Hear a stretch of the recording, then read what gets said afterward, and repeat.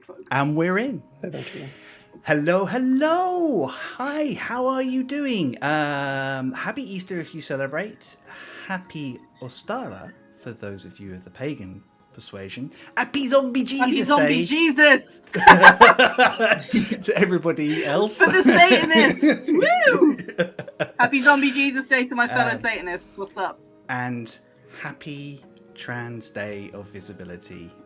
In a TTRPG space, we always make a joke about the fact that you are rolling stealth with disadvantage today, but actually what we would love to say is you can roll all your charisma checks with advantage because you're amazing, you're wonderful, you For real? belong here. Yeah, because I could do with that. Yeah, let's go. You can. Who do we need to speak to? Eugene Let's go. can't. Damn. Yeah, you just say that to all our trans and non-binary followers, friends, and members of the community, we see you all the time. We love you, and we enjoy having you in our community. You're wonderful, welcome, and you make the world a better place. So please. But we're not remember like that always. spying on you. So. No. It's not that mean. It's not that sort of thing. No. Yeah. And especially. Oh, Wayne is. Yeah. Especially, that's going to make the next line I say very weird, Rain. Especially to our wonderful Theo, who we adore and we would kill for. Please tell us to kill for you. It'd be great. I'm joking. Yeah. We were just talking about Jacob Rees-Mogg. Actually, so we've got a target already. And that's how some of I was going to say, For legal reasons, I'm not doing a murder on that. For legal reasons, this is a joke. Theo has seen. Yeah. Wink. Wait, I'm not supposed to say wink. Shit. I was going to say, Theo has seen me at a gay protest, so I think Theo is well aware that it wouldn't take much to set me on someone for an attack mode. So, yeah. Actually, randomly, just Chris to throw a spanner in the works. There is one thing I wanted to say, actually, as it's Trans Day of Visibility. Just because it's actually a very personal thing, and I thought I would share it with everyone who's here, is just to say that I would like to shout out everybody in the trans community, and that's not just because I think they're amazing, but because of how much I have learned from the trans people that I have followed, and how much of a change is made in my life to learn about them. And that has made me a better person, and so I just wanted to say that because it actually means a lot to me. And like I say, it's had a huge impact on who I am and how I see the world, and I'm a better person for it. So that is my shout out for today. Thank you, Wayne. Hi, we are Some Other Heroes, your regular queer dungeoneers, here to play a game of 5th edition Dungeons & Dragons set in a world of skyships and floating islands, strange magics, and a fewer mysteries than we had a couple of weeks ago. My name is Chris. I use he, him pronouns, and I have the honour and joy of being the main dungeon master and producer of this show and the ongoing adventures therein. With me are my 4 regular cast members, all of who, look at these gorgeous people, all of whom are amazing. And I think today we're going to start. We can start with Michelle, please. Me? Oh no. Hi everyone, I'm Michelle. My pronouns are she, her, and today I will be playing Skier, the rogue ranger tiefling, who's wanted for attempted murder. We've all been there. Yeah. Wow, that escalated quickly. Bouncing over to our most visible player today, Theo. Would you go second, please?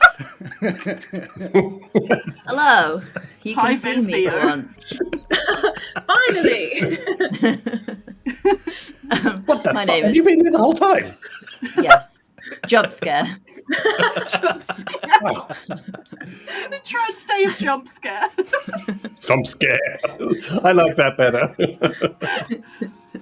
That's a wrong time to My name's take a Theo. coffee.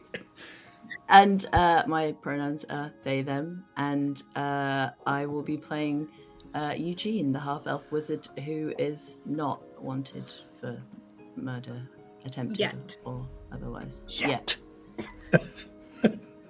May have, Currently, at the time of recording. it is possible he's done a couple of murders.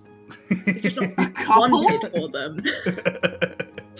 But they were deserved. Charlie, would you go next, please? Et moi. Yes, I am Charlie. I use she, her pronouns, as does Aisling, my Saw Warlock Satyr, who at present is also not wanted for doing murders upon people who did not thoroughly ask for it. So, Maybe wanted for crimes against culinary goods, though. hey, now. Okay, yeah, that's fair. And fashion.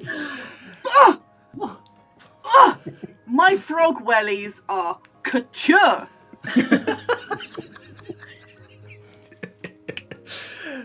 And last but definitely not least, Wayne.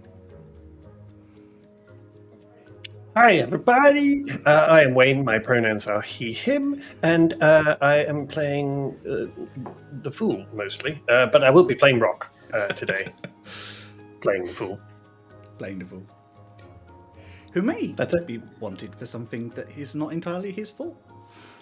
Dun dun dun. Or is it? Or is it? Before I'm still not entirely sure on that, by the way. I need to rewatch the episode. Anyway, Before we dive into today's episode, we have a few shout outs and a little bit of admin to do. First of all, we would like to shout out our wonderful mods, Bespectacled Man and Hedgehawk UK. These wonderful people are here to keep the chat safe, to keep bots and people who might come in to make it a less safe or welcoming place out. No turfs, no Tories. No Tories. Especially no today, but all bits. days. We create a wonderful, welcoming and safe space, but we want to make sure that people understand that we do not put up with homophobia, queerphobia of any kind, transphobia, any sort of racism or misogyny. And our wonderful friends with their big band hammers will keep it safe. If you do notice something whilst we are playing and it hasn't been picked up, please just whisper one of the two of them and they will just make sure that it is dealt with as quickly as they can. Second shout out, we're going to talk about some of our friends in the TTRPG space. And I think because it's her birthday weekend, we're going to start with Dice and a Slice. And oh, happy birthday, Alicia! Happy birthday, Alicia!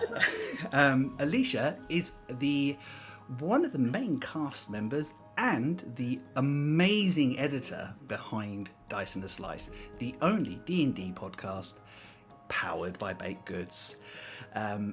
Join her, Josh, Tom and Jazz on their regular fortnightly adventures, or are they doing it weekly at the moment? I give up. As they travel around and investigate Josh's homebrew world of nautical adventures, pirates, and strange gods. It's brilliant. They're in the middle of a prison break story arc. No one's got tattooed yet, which I think they need to work on. Yeah. But it's been a lot of fun. It's really good. You will enjoy it. If you enjoyed our craziness, it's the same vibe. They are an effective bunch and we love them to pieces for it. It's the same vibe, just with more voices and accents, because they can actually do great ones. We What are try. you saying, Wayne? Yeah, I am talking for myself here, by the way. Sure. Our second shout out is to Misadventurers League. Hedge is here. So, Misadventurers League are here. They are a variety TTRPG channel based in the UK, but including people from Europe and beyond. They're in the middle of casting for Cyberpunk Red. In fact, it is the last day you can apply if you would like to be a player on their show. Oh, bitch. If you are interested, drop by their socials, have a look at the application form and let them know. It will be a blast. Hedge is an amazing person. We love him to pieces. They're doing amazing stuff over there, and we think that you'll enjoy it too. Yeah. Next shout out is for Forest of Law. Dal and Lane often join us at the end of their day. They're crazy people. We love them to pieces. But they're also creators of an amazing homebrew world, which they share stories with a variety of other TTRPGs players from around the world. They are based in down under in Australia, so they have a very different time zone to us. But if you can ever catch them, please do, and let them know that we sent you, because we love them to pieces. They're wonderful people. That's it for our regular shout outs. Wayne, you had something you were okay to pick up for me? Indeed. Some of you may notice that Twitch has actually increased the price of their subscription tiers. It may not be in all regions, so check your regions, but we know definitely that it's impacting us here. And, you know, they obviously do that now and then, but we know that times are tough and every penny counts. So if you would still like to support us, but that's starting to get a bit much for you to subscribe every month, we have set up a tier on our Ko-fi so that you can go and subscribe on Ko-fi and support us there, and that will keep you at the old rate you were paying. We've made it the same old price so that nothing has increased. So if you would like to do that, you can do that via Ko-fi. Obviously, we really appreciate your support because it means that we can keep doing this and kind of creating and doing these wonderful games with these amazing people. But yeah, so either can keep supporting us through Twitch, or like I say, if that's getting tricky for you money-wise, we would appreciate it if you support us through Ko-fi. And if you can't do either of those, please just keep coming to watch, because it means the world. Access will always be free on this channel because we just want to reach out to as many people as we can. We're not going to close our doors on that regard, but any support you provide us, we really do appreciate. You are wonderful, and we love that you come and spend this time with us. Just an aside for that, because I forgot to tell Wayne, if you do sign up to Ko-fi, you get a Discord title, which is Dungeon Beekeeper. Yes! Oh, I love it! I'm going to figure out if there's anything else that we can provide to show our love and our support and our thanks for any support we do. But if you do and you join our Discord, you will automatically be connected, and it should tell you are a dungeon beekeeper. So good. So, Aisling will teach you the secret handshake. It's about 14 minutes long. That's a workout. Yeah, it's a fucking Zumba workout. That sounds about right. That feels accurate to me. Okay. That's everything on my list. Is there anything else that I have forgotten, or anyone else we should shout out that the cast would like to? Always give you an opportunity, just in case. No. Amazing. Oh, wait, there is. I just want to say hi, Rooney, and thank you to Rooney and Nikki for buying me this mood ring. That's all I have. Hell yeah! Yes. So that's officially your dancer's ring now, is it? Yes, this is my dancer's ring. It tells me what mood I'm in. Yeah, amazing. Stunning. What mood are we going with Are right you now? still? Are you still fine? Are you still just fine? I'm still just fine. Okay, Cool. we'll check back in midway I'll let you know through. if it changes throughout the game. Fine or like fine? Fine. I think it's fine. If it starts to rapidly change color, can you just give us a little bit of a heads up so that we're prepared? Yeah. Sure. Amazing. All right, lovely people. I guess that leaves me time to drop the titles.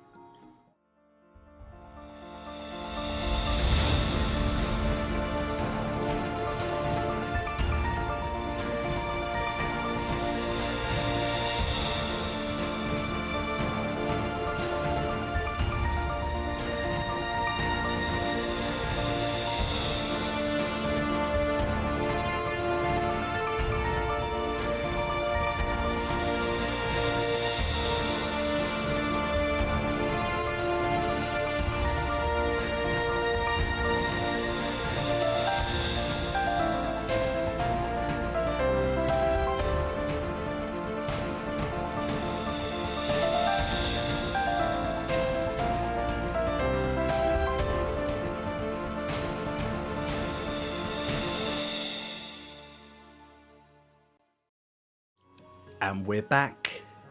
Which just leaves me to say, previously, that didn't work this week, did it? No, it didn't work at all. It did. Okay. We heard Oh, it. it did. I heard it. Previously, on I some thought of you were the just heroes- poising for effect. I know. I was waiting for the shum thing, but it didn't come through on my side. Previously, Oh, no. on Some Other Heroes, our four friends, Parshkikk's Chosen, have returned to Cloud's Cairn to meet with Campbell Revorkus, Rock's sister. In doing so, they have uncovered more than they anticipated, faced down with strange ancient fiends, made bargains, and finally unleashed the memories contained within a magical sphere that nearly cost Skia her life. It has revealed that Rock is actually the true heir to the Imperial throne, a direct descendant of Zinthat Mistrium I, having more claim than its current occupant even. This has led to some lengthy discussions, both amongst them and their allies, and amongst themselves. Plotting, planning, considering what the best options are, and for Rock, facing up to some fears about responsibility. Or running away from it. Jury's still out on that one. Once It's an Campbell, option. yeah, exactly. Once Campbell had decided to depart, and after Eugene's mother returned with the news that his father is also in the Empire, attending some sort of celebration being held by the current Emperor, wheels started spinning, both psychologically and mentally, as they tried to work out what their next steps were. And Eugene came up with a formulated plan that might allow them to go on the attack for once.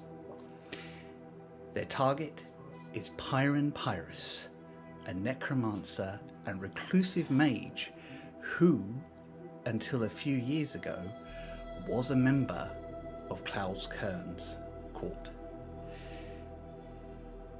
The plan is thus: go to Phirun's estate, figure out what he was doing there, and if there's any information they can to help them understand the strange man more, and then, utilizing the dream spell, invade his mind and try and convince him to turn on his allies. It's a huge risk and a brave move, but one that they have all agreed on is their best course of action. So, I think what we'll do is, unless there's anything that people particularly want to do or anyone you want to talk to, I think we'll jump ahead to the next day, if that's okay. It's fine with me. The house is quite quiet the following morning. I think you wake up in your normal sort of order and can gather in his normal place before the rest of the research team arrive. You do find Tythig Perb down in front of a hearty breakfast, which is way too big for him. But Kath, He's a growing boy. he's going to grow sideways. He keeps complaining. Kath is a overfeeder, definitely. Not being able to eat herself, she definitely goes out of her way to make sure everybody else is well fed and well nourished. Big mum energy. One by one, you make your way down for breakfast. Who arrives first? I think probably Rock. I think Rock was most likely, as soon as he was awake, he was wide awake. So I think he would be down early because, he's got stuff on his mind. Aisling was probably waiting to hear someone else get up, and then she immediately Yeah. she's I not was asleep. gonna say the same thing for Skia. She's just hiding in her room waiting for let someone else get up first, please. Nice. Are our rooms opposite each other? Because we just opened the door at the same time, like, ah! Oh, Morning. morning. Right. Smells good. Should we go get? Yeah. Let's go. Hell yeah. I think Eugene will join them shortly after. He's probably the last to get up. Yeah, that's probably fair. I up think he's late also the last to reading. go to bed. Yeah. Rock arrives first, and I don't think Tythik has much more time than pleasantries before Skia and Aisling appear. Skia, do you sit close to Rock, or? Oh, for sure. It was Rock. She was waiting to get up. She's right next to him. You're the bodyguard now. Yeah. Hey, buddy. What are you doing? Why are you sitting so close? I'm doing my job. Okay, we're still in the mansion. I think, personal space alarm. All right. She moves down a bit. Okay, I'm not going to ask what that's all about, but I am going to ask you to pass me the croissants, please. Here you go. Actually, I think you just kind of dive into the food as normal. I sort of, I say good morning briefly, and then I just have a mountain of baked goods, so I'm good. And last but not least, Eugene appears. I actually didn't see much of the lot of you yesterday. Did you have a good day? It was a day. Yeah. Did Campbell arrive okay? I forgot that all happened in one fecking day. Yeah, yesterday was a day. She's up at the Citadel now.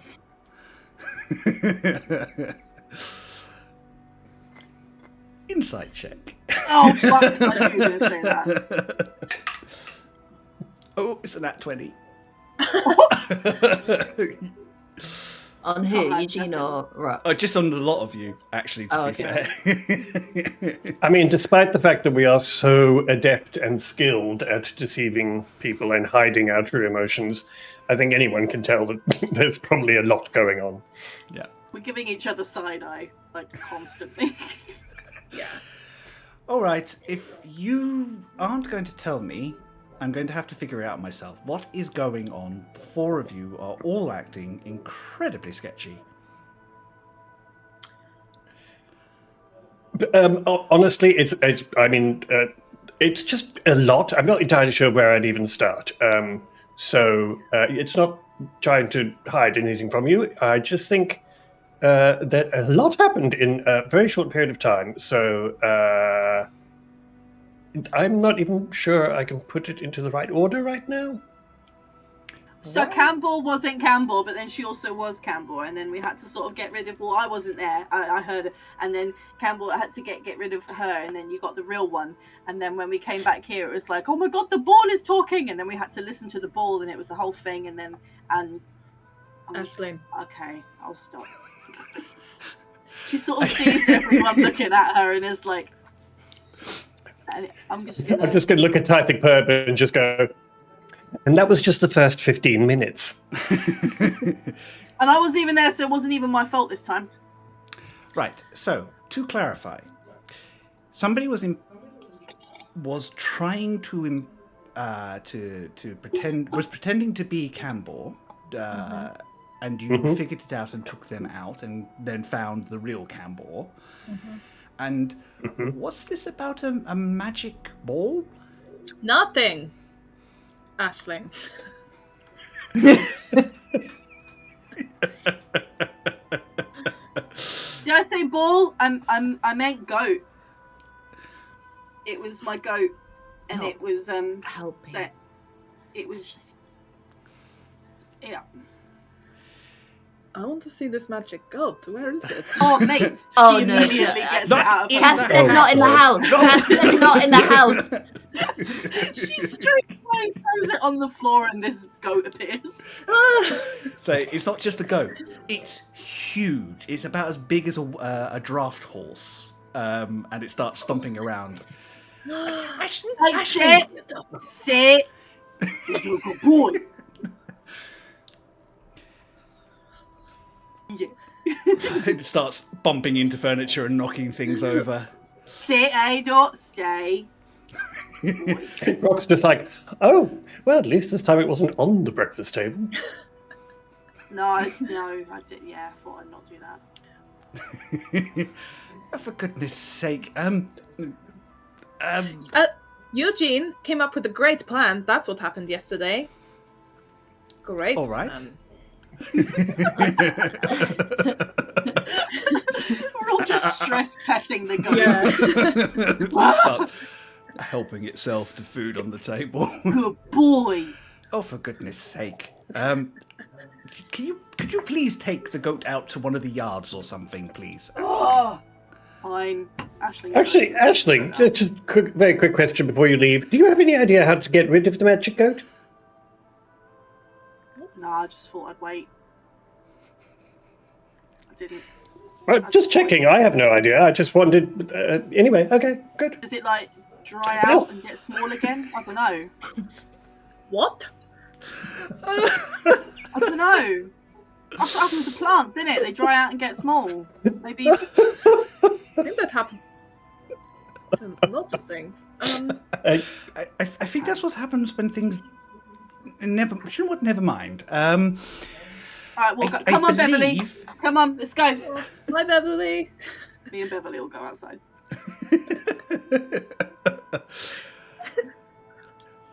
We really do need to work on her impulse control a little bit.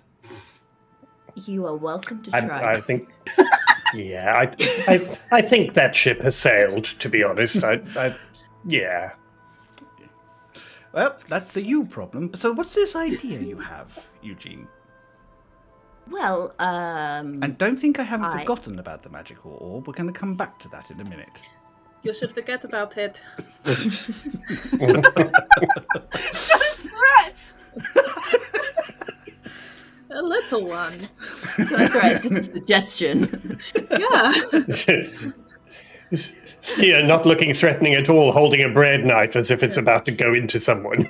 I think Rock's just going to come lower her hand with the bread knife on. Okay. This is such a standard breakfast for us.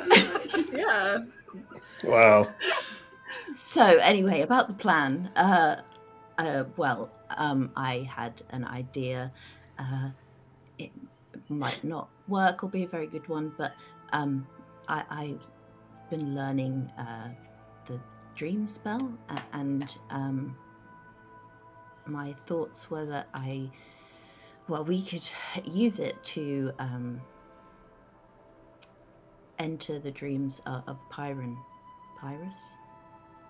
Oh, interesting. In order to get some more information, or maybe convince him that he's doing the wrong thing. I mean, it seems to me that he's the most likely to be persuaded out of the lot of them. I mean, he's only, well, we know that his motivations are to bring back his wife, which seems to be the actions of someone who's desperate, not evil. bad. And Yes. by all accounts, he was a good man previously. Yes, it's I think it sounds. Chris, you're muted. 1, 2, 3. Still No, weird. shouldn't be. That's weird. Hang Oh, on mon one Dieu. second. You Mon Dieu. can't silence on typing. Yeah. Yeah. Quiet. Okay, you. who Cast can't silence silence? on God. Yeah. Can anybody hear me now? Yes. Yes. Okay. Now we can, yeah. Weirdness. Sorry, chat can hear you. They can translate for us. Yeah, thank you. It sounds. It sounds like a undertaking. a worthy undertaking, though. It will not be easy. But if any of the enemies that we know we have is worth trying to save, it's probably poor Phirun. That is. Well, I wouldn't go. So, we'll see. We'll see. But I do agree with Eugene that it's probably easier to, if we're going to try and reason with anyone, or depending on what happens, manipulate anyone. I do think that Phirun is the most likely, as opposed to sort of zealous fanatics whose entire objective appears to be taking over the world. I think that's a little harder to sort of reason with or introduce doubt into than someone who is doing this because of what appears to be emotional pain. So I think it's potentially a very good idea, although we do need to find out more about Phirun, which is what we're going to try and do today. Do you do you guys know how Phirun got in with them? Do you know what I mean? Like, did he seek them out, or did they seek him out? Or do we not know? We don't know. I don't know. That's a very good point. We do know that he was very reclusive for a long time after his wife died. Okay. And before that, he seemed to be relatively well respected in the court. And people did say he took it very badly. And then, as I say, seemed to go sort of a little reclusive for a while. And then, because a lot of people, when we discovered who it was, a lot of people were very surprised because they hadn't heard from him for a long time. Okay. So either he was looking for answers or solutions for a long time and came across something that aligned with these people, or, as I think is probably very likely, they probably saw a weakness and exploited it, because he was known as quite a powerful magic user already. So his field of expertise changed quite dramatically. He was a I'm trying to remember, actually, abjurer previously. He didn't dabble in necromancy, so this is a very different field. It's entirely possible he's completely retrained from the ground up in that time. On that note, be wary entering a wizard's mind. We are very formidable in that space, and he will control the landscape. But the dream spell should afford you some protection. Is there anything else that we could consider that would help with such protection? Any other wards or spells, or even perhaps magical objects that we should pursue? The problem is, most of the spells or artifacts that I would recommend in this particular instance would close your mind off from the spell entirely, which would mean that you couldn't continue. Rings of mind shielding and the such will not work in that environment, because it is they would just stop you from going in the first place. No, I'm assuming spells cast on the person themselves won't carry effects into the dream. Shouldn't do, no. And any action you take within the dream will be your interpretation of an action. It won't be the actual spell or things, but it may have an effect on any images or implications. Kind of think of it along the lines of you are imagining your magic into willing it into existence within that space. I'm trying to think if there's any specialists that you could talk to. It's not mine or Bonnie's field, that's for certain. Yes. No one in the 300-strong research team is expert on this? Well, most of their skill set moves away from that. Toby is often full of surprising wisdom that you wouldn't necessarily think that they would have. They're Always so worth smart. talking How dare you? to. They're just, I think that's what he was saying. yes, Oh. they're incredibly wise and very worldly They just for don't look somebody it. who grew up in a very isolated environment. Yes, so Okay, well, we can definitely speak to them. Aisling or Eugene could probably speak to them. I also, I'll do it. can we not just like wing it? do you know any divination But specialists? in his dream, Yeah, Oh yes, we do actually. do Do it. we? Do What? you? I mean, No, yeah. wait, No, we what? don't. Oh, yeah. No. It's a He's not shame. in the A land of divination living specialist anymore. would probably be the best person to talk to about this. Oh. I mean, your Well, I cousin is haven't rung Alabaster this morning. Maybe I can ask him. Mm-hmm. always worth it. Again, Alabaster, full of wisdom you wouldn't necessarily think he had. There is my cousin. oh, he's full of I mean, surprises.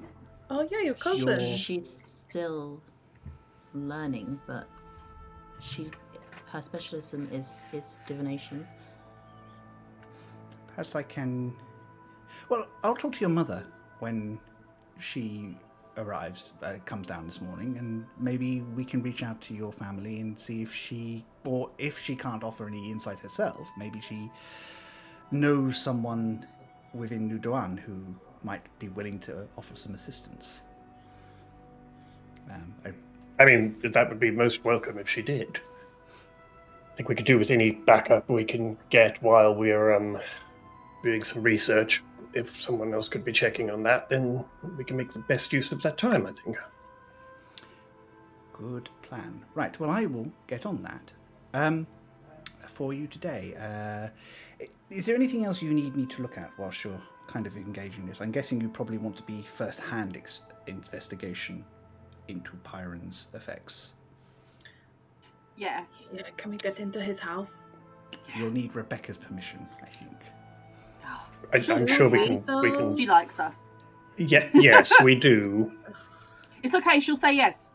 We're like her favourites. Yeah. Okay. However, having Yeah, your yeah, hand it'll be skill is fine, very don't- useful, just in case there are traps that people have missed. Okay, cool.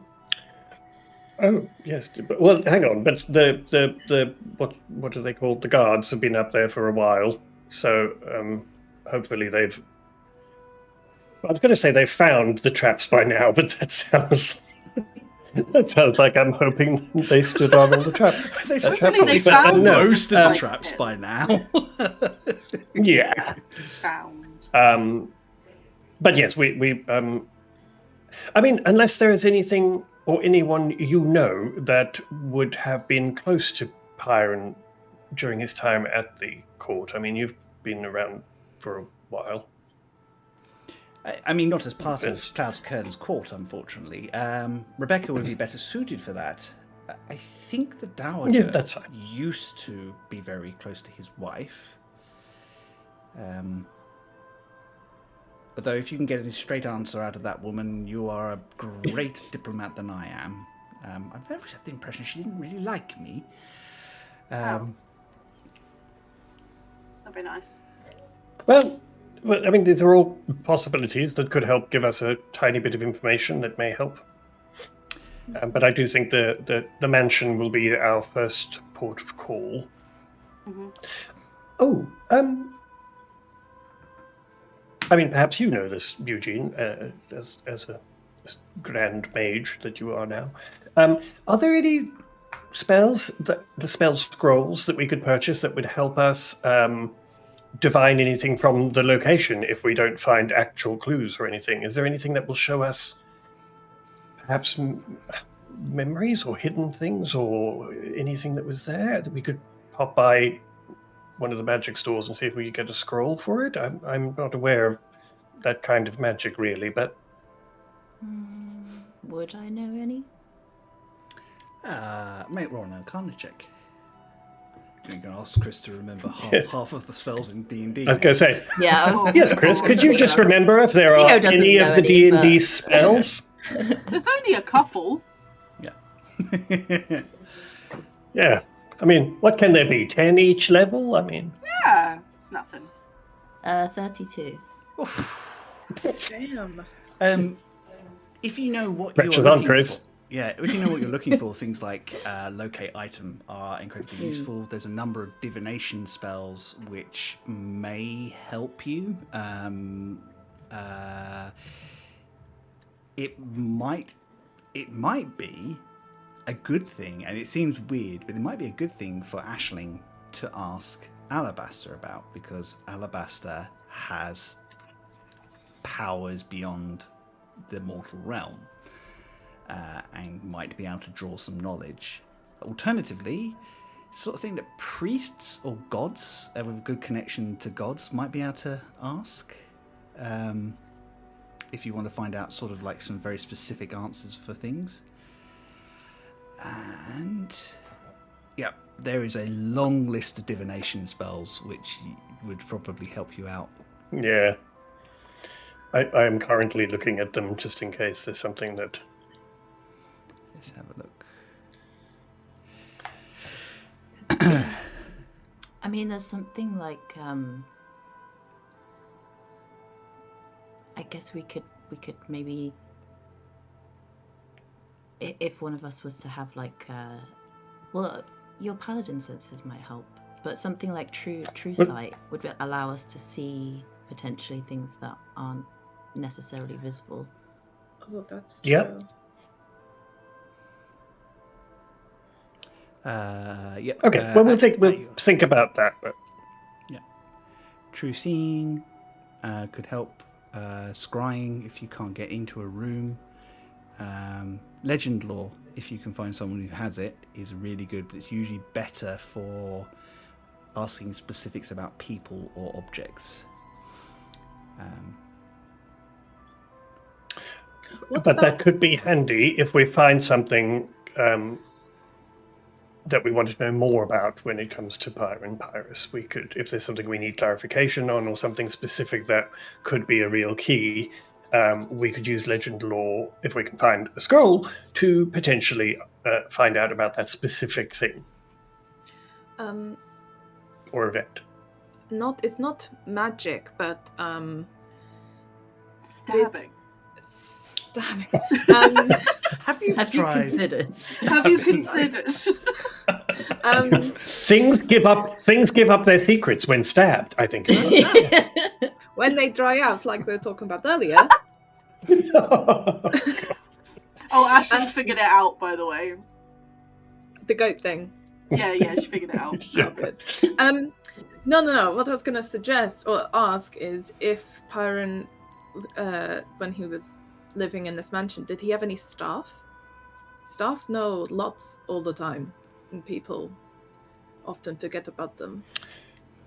That's a good point. I mean, again, Rebecca would probably know. Yeah, it's just worth, if anyone worked there, even if it was a long time ago, they might be like, oh yeah, he always kept this door shut or whatever. My understanding is... that's a good call. My understanding is much of the staff are retained. Rebecca has kept them in place, partially because she wants to keep an eye on them, and partially because they were practically running the estate for the last decade anyway. So they're still working there? Some of them, yes, not everybody, but well, they'll be running the estate. Okay. Whether they're actually in or keeping up the estate, personal home or not, it doesn't matter. But his staff are still running the estate. Okay. But that's a very good point. I mean, staff see things that they're not meant to see and are often sort of go unnoticed in various sort of circumstances. So that could be a very good place for some information. Okay, Yeah. Good thinking there. Thanks. We can't kill them though. Fine. What if they start shit? I don't want to kill them. Let's anyway. just go with no. Okay, we'll just go with no. Threaten to. A light threaten. Oh sure, threaten away. Excellent. Then Light Light start the deal. threatening. Sounds like a weather warning. Eugene, do you reckon you could give me a hand getting hold of Alabaster just so I know it proper works today? I thought you were going to say, give me a hand with a goat. So did I? Hey, I sorted that out, all right? Look, it's teeny weeny again.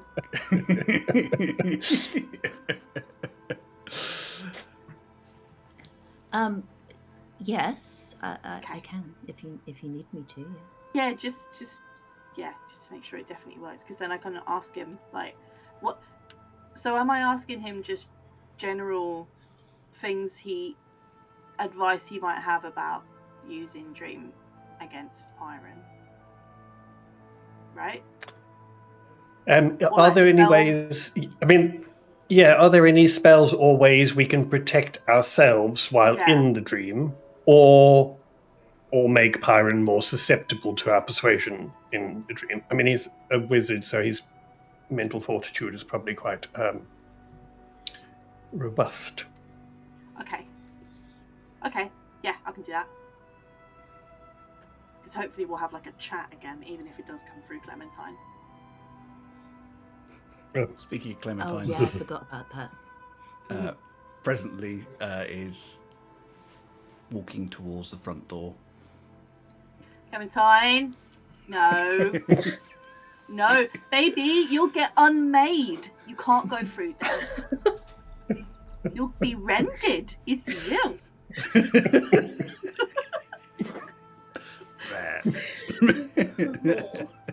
job. I think the skier is you're not entirely certain whether that's to skier. Rock's just going to edge a window open. Hey! Hey! Skier, you're not entirely certain whether Clementine is just accepting the situation, or it looks at you as if to say, "Kill me." She's just got that face. Yeah, she is just trying to insight and like really regrets insight checking Clementine. Okay. She's got resting ennui face. Okay, Yeah, so she really leave her alone. Yeah. Oh my god. Oh god, that poor little frog. So much time spent on an imaginary frog. Mm-hmm. Worth it. Yeah. Okay, so should we, before we go anywhere, should I quickly give our master a call? Sure. Yeah? Probably a good idea. I mean, it kind of is something you need to do as well, don't you? To keep you Stay alive. Yep. heart going and stuff. Uh-huh. Okay. Alright. Which Eugene, reminds give me, us a hand. I'll have a constitution check off of Aisling. I haven't even done it yet. Okay. Why, Satan? That's an 8. An 8. Shit. No physical effect, but you don't feel as sprightly as you did yesterday. Oh, Christ. Okay. So I'm just feeling a bit lethargic. Yeah. Alright. Like you didn't have the best night's sleep in the world. Well, she doesn't. So, I think she's putting it down to having eaten her body weight in croissants, but okay. I'm sure Like it is, some stupid system stole an hour of sleep for no particular reason that anyone can actually discern. Like What kind of evil spell is that? Yeah, what kind of numerical based system is this nonsense? Oh dear. Cool. Whilst you two wander off to perform the ritual, Tythik kind of turns on the Empire kids. Your secrets are your secrets, and I will respect that. But if you want my help, I am here for both of you. And that is Thank you. just as an ear in a situation as somebody who's removed. Yes, Rock knows my history with the Empire, but I know how hard both of you fight for the people who need it. So, you always have my help. Thank you. Sorry I threatened you. Thank you. She's not sorry at all. I lived with Valindra for the best part of a decade. I'm used to morning threats. Okay, good. I've had coffee now, it's fine.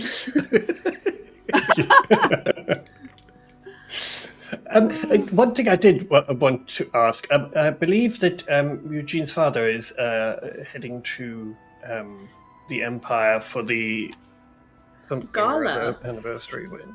He What ultimately gala was fails it? Oh yes, the Thorsix.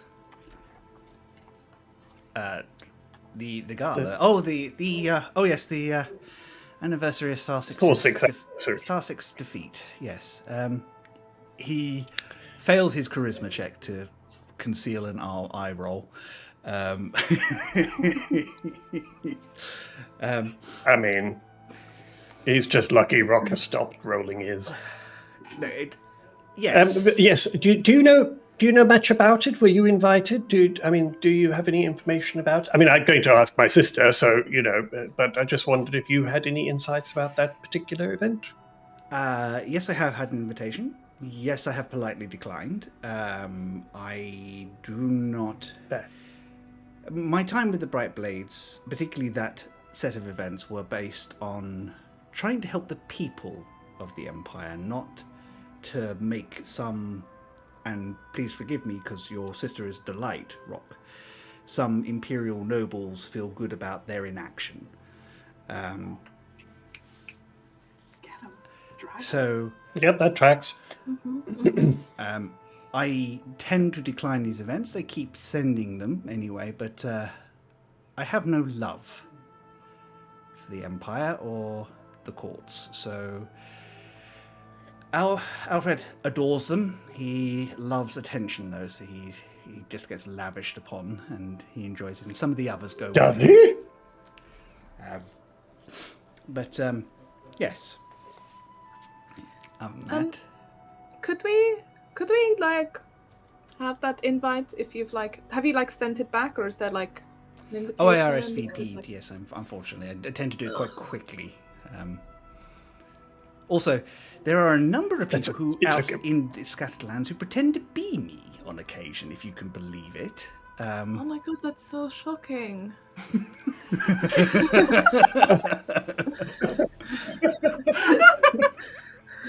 Who would do that? Who would do that? Oh my god, not me. I would never. And you Rock's just like that. Want that to happen. So subtle. Yeah. I'm just going to quietly say to Skier, it's all right, we can ask Campbell, it's fine. Okay, go. Right, but if you need me, I am going to clean up some mess that was left over from yesterday's research before they come back in. But yes. But let me know when you're off. I hope they weren't messing up the library. Oh no, research room. Help Eugene. Okay, good. Good. I've had enough drama for one morning already. Yeah. Please help yourself to as much as you possibly can. Kath, guess she hasn't quite worked out volume. Yes, she has. It's perfect. Or she has, and she chooses to ignore the fact that we have limits. You're lucky Ashling's not in the room right now. Any critique towards Kath? Mm-mm. Yeah, Ashling will stab you too. Yeah. He heads off. Thank you. And I before he heads out, I'm going to just say to him, I do appreciate you offering your help. We're not intentionally trying to keep secrets. It's just a lot to figure out right now. So we'll just take it one thing at a time. But I do appreciate it. Thank you. Look, I know Campbell was in the house yesterday, and I know that the two of you particularly seem on edge. So it's clearly something to do with the Empire, and I understand that you probably don't want outsiders to know what that is. But I just want you to know that anything you want to bring me in on, it will be between us, and I am here to help. That's all. Thank you. That is appreciated. Yeah. Not. Skier doesn't trust a single person that says, "You can tell me anything." She's like, Yeah. "Piss off." You would say that if you Yeah, wanted me to tell you my course. secrets. That's what I say. Yeah. Oh, it's pretty good, I think. 29. 29. Oh. This is where we find out that Nikki was right all along, and Uncle Perb is the bad guy. Yeah. Yeah. Yes. He casts Finger of Death on you. No. No, he is genuinely concerned about Rock. There's a feeling that he's grown to consider Rock part of his extended family through Eugene, and he can see that Rock is in distress and he wants to help, but he doesn't want to push on it because he knows how private Rock is. So this is his way of kind of going, I'm going to create a safe space. If you want to come and step into that safe space with me, I am here. But I don't want to pressure you. Like, I don't want you to feel like you have to. His heart is in, I think, his heart is in the right place, right? But yeah, absolutely. and as lovely as that is to Skier's like, cool, your best interests are Rock, not the Empire, so we don't align. Therefore, I don't trust you. Yeah, in terms every time he talks about the Empire, there's almost like an undercurrent of anger. Yeah. He does not like the Empire, and Yeah, what you have all found out, it makes sense. Yeah, it completely makes sense. But that's what I was trying to work out, whether he was like, no, genuinely, I want to help out and make things right, or I want to make things right for Rock, which is he's lovely. trying to be the adult in the room for you all. Yeah. Cool. Noted. Can't imagine why he feels he needs to play that role. Anyway, he leaves the two of you to it. And we shall shift to a different part of the mansion, which is probably, I'm guessing, Aisling's room? Yeah. She'll, like, shove some stuff aside so there's room to do what we need to do.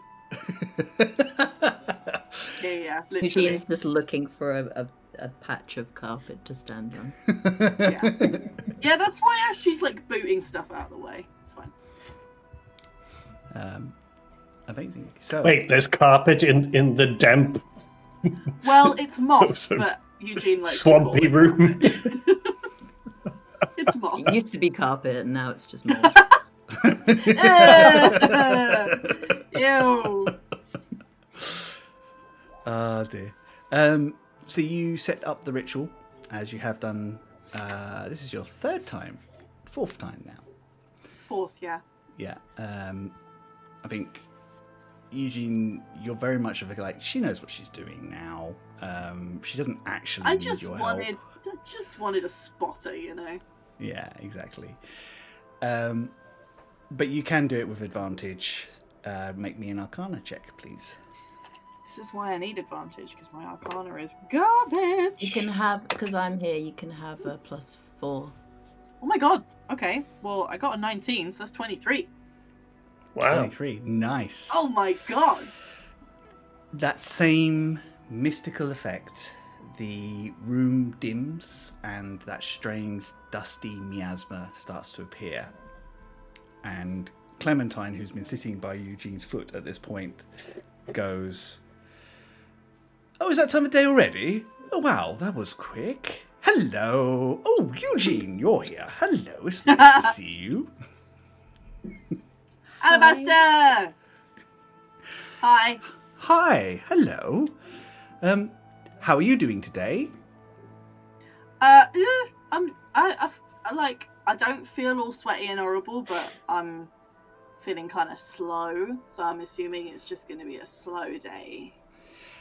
I might be able to fix that. Bear with me 1 second. Okay.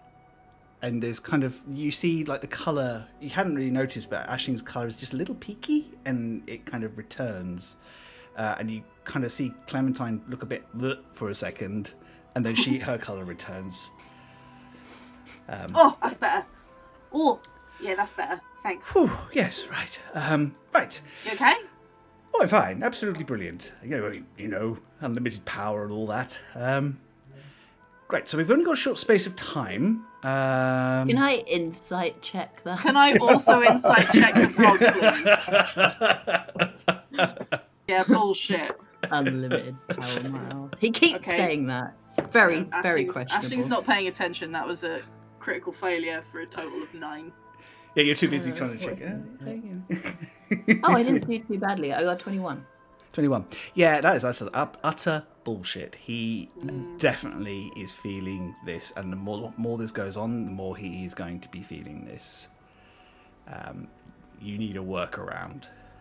And I think, Eugene, your mind particularly casts back to what Throne's Blade said to you about 2 people sharing one life force. Woo. Yes, so yeah, absolute bullshit. So we've got a limited time frame here. Yeah. If you've got questions, I can answer them. There are limitations. Some of them, every time I go to answer them, it's just yes or no. But we'll try it. We'll do it. Yes. Ah, shit, for real? Okay. Yes. Something about barriers and knowledge, and gods shouldn't give you too much information. It's all very complicated. Okay. Well, so Eugene's has a cool idea that we're gonna use Dream on Pyrun. Oh, I like that. Yeah, it's good, isn't it? I thought it was a well good idea. Please make sure you draw on something. Draw some moustaches on some old pictures in his brain or something. That'd be funny. What? Okay, yeah, all right, good idea. Okay, right. I'd say set fire to him, but he likes that sort of thing, isn't he? Ganassi? Or am I being Yeah, racist right now? I don't know. I don't know. Yeah, he'd probably be well into that. All right, anyway. I feel like yeah. I'm getting a window into Ashling's brain right now. See, Alabaster just made it worse. It's worse. It's probably worse because it's coming from this very expressionless frog, whose eyes just look in different directions all the time. Yeah. It's constantly like. God. Okay, so we were like wondering, or we were trying to work out if there's anything like spell scroll wise that would be useful while we're in there, and I don't quite know how to word this so it's a yes or no answer. Do you think there are any? I can give you a quick sentence. Okay, yeah. Take So Rock. like oh yeah, that's we were gonna Rock's a do that telepath. Anyway. Okay. That will give you a distinct advantage while invading someone's mind. Okay, so that would help with like persuading Pyrun to say things. What about keeping us safe?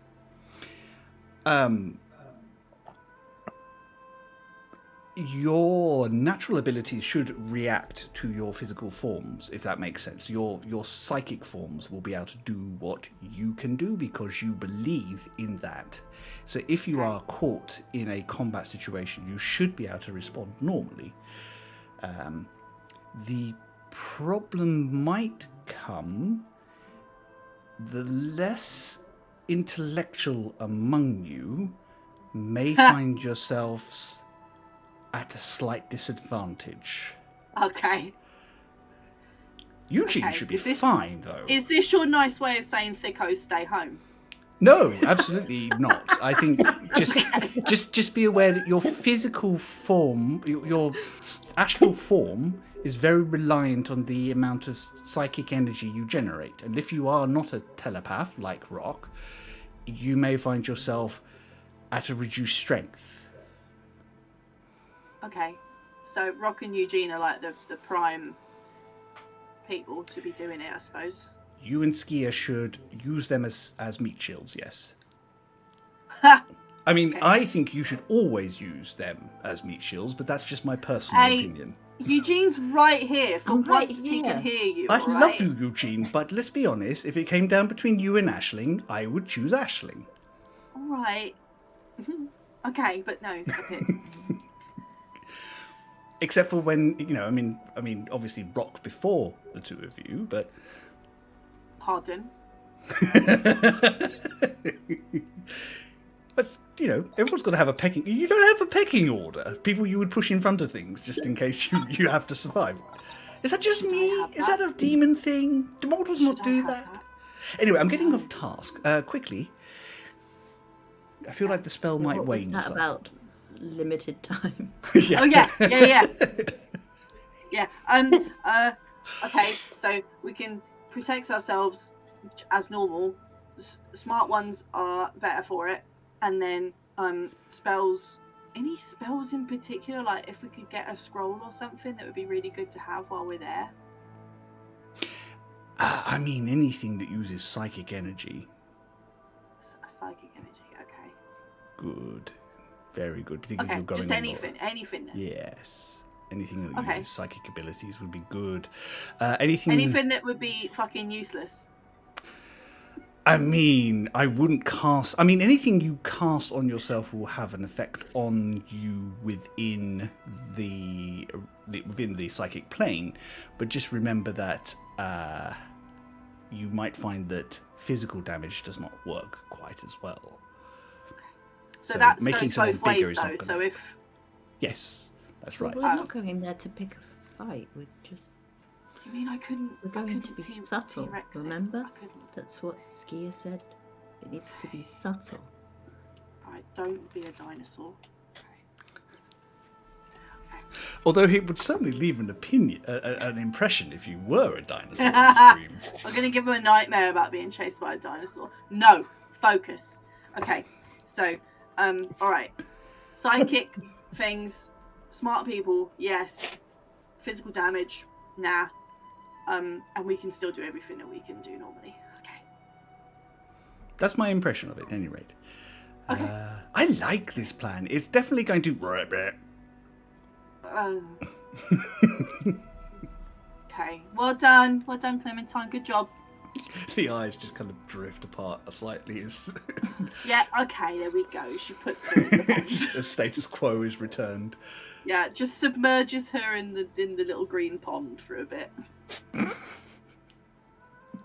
She's all right for a minute. Okay. All right. Cool. Thanks, Eugene. I really didn't do anything, but No, but it's just you're welcome. yeah, I just like having you about when I'm doing stuff like this. It gives me a bit of confidence, you know. I keep telling you, you're perfectly capable, Aisling. I know. Well, maybe. I'll know eventually. But yeah, I hear you. Okay, let's go tell the others. All right. Okay. We'll go finding the others. You probably find them checking their packs, ready for the journey, in the front I'll entrance. tell them everything that Alabaster said in a really concise, clever way. As the reliable narrator you are known as. You're summing it up to Alabaster a few seconds ago. It just sounded like the way Aisling reports. Yeah. Pretty much. Physical damage, nah. Thickos to the back. Okay. Yep, pretty much. Okay, I'm suddenly doubting this plan, but it's fine. Nah, it'll be fine. It'll be great. Nah, be fine. It's all Yeah. fine. It's not the We'll get it in plan that's post. the problem. No, the plan's good. Eugene, shade. The shade. I'll remember that, Eugene. We're in your house. I will be polite. Well, you can see me. Well, we're about to leave, so... And don't you forget it. Okay. Right, so are we ready to head to go and see Rebecca then? Yeah. Yeah. Yeah. Okay. Oh, Okay. I'm gonna do my thing again, and I'm gonna use the thing Gree gave me to disguise self. Cool. So I love- What do you look like today? You're You're not going to be Skylar again? I'm Skylar Skymanson. Every day. Alice Guymanson. Yeah. Half-elf extraordinaire. Yeah. Hi, I'm Skylar Skymanson. You may remember me from... It sounds like an infomercial. Yeah. And I'm here to talk to you about Slapchop. Oh dear, that sounds brilliant. Hello. Hello. I'm Skylar from Waterdeep. I love that every single dumb NPC is now Gale from Hello. Waterdeep just because of that line delivery. Poor Gale. Poor Gale. Ah, dear. So, you pick up your things, get yourself sorted, and head out into the city. It's a typical pre-spring morning. The temperature is getting a little warmer.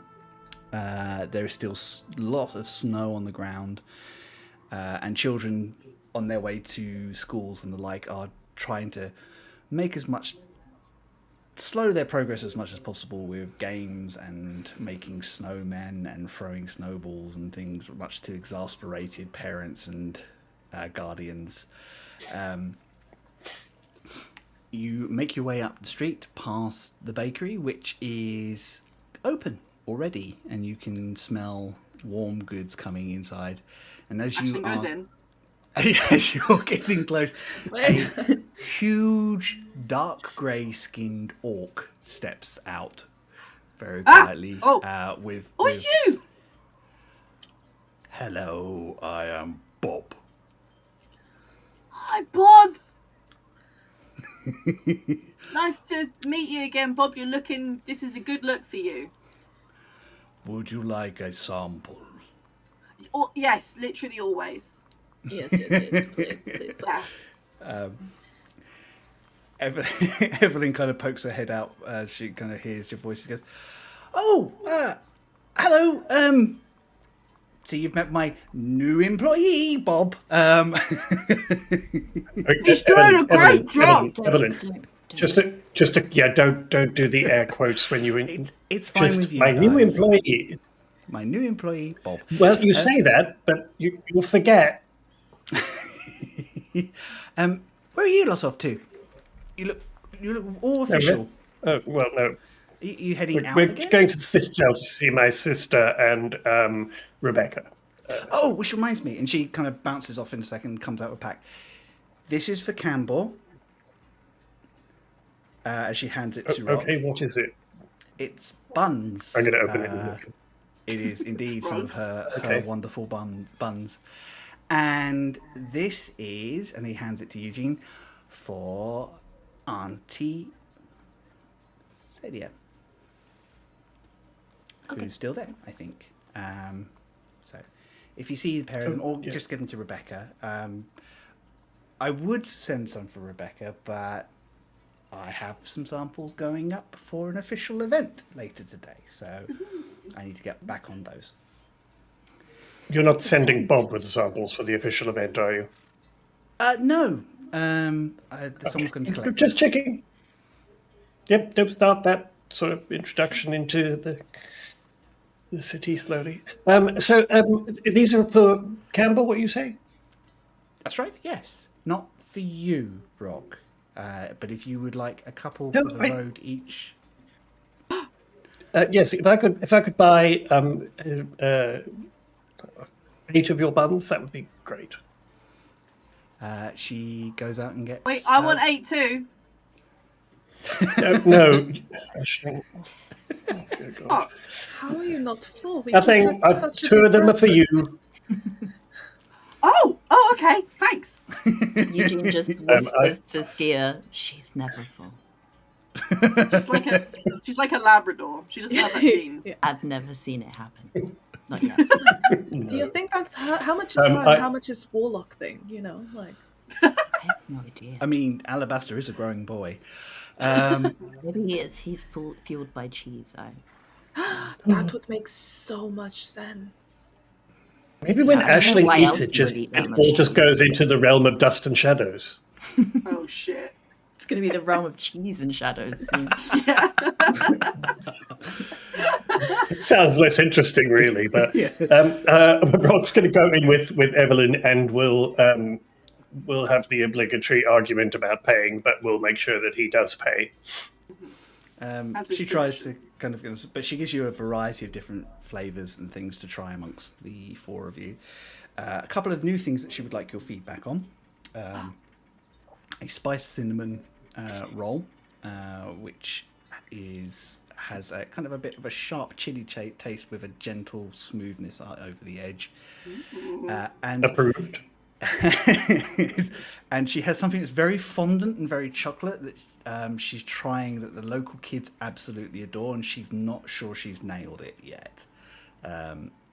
Sugar explosion. I'll let Aisling try that one. Yeah, it is really good. It is definitely her being fussy about trying to get it perfect. All of you can have a D4 to use at some point during the day. Yeah, what? Awesome. How much do I pay her? You argue her down to 1 gold. No, I will not argue her down. I will Argue pay her her up whatever she to asks. You argue her up to 1 gold. Yes. That's what I say. Yeah, you argue her up. I know that this place is completely fictional, but I so badly want to eat these buns. This is like when you see food in Ghibli films, except I'm seeing it in my brain and I want it. Oh, yeah. Mm. Anime food is so delicious. Yes, always perfect. Right, so you... Okay, good. Great. Thank you, Rob. Thank We you. appreciate it. And I don't ever change. Always argue with me about cost. It's good practice.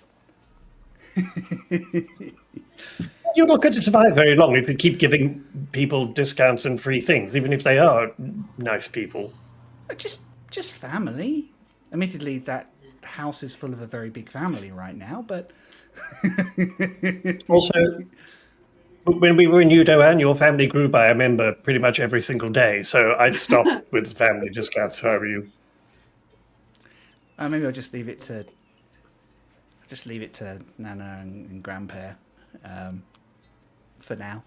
And probably your mum and Eugene, I would say. Yeah, I mean they get free goods anyway.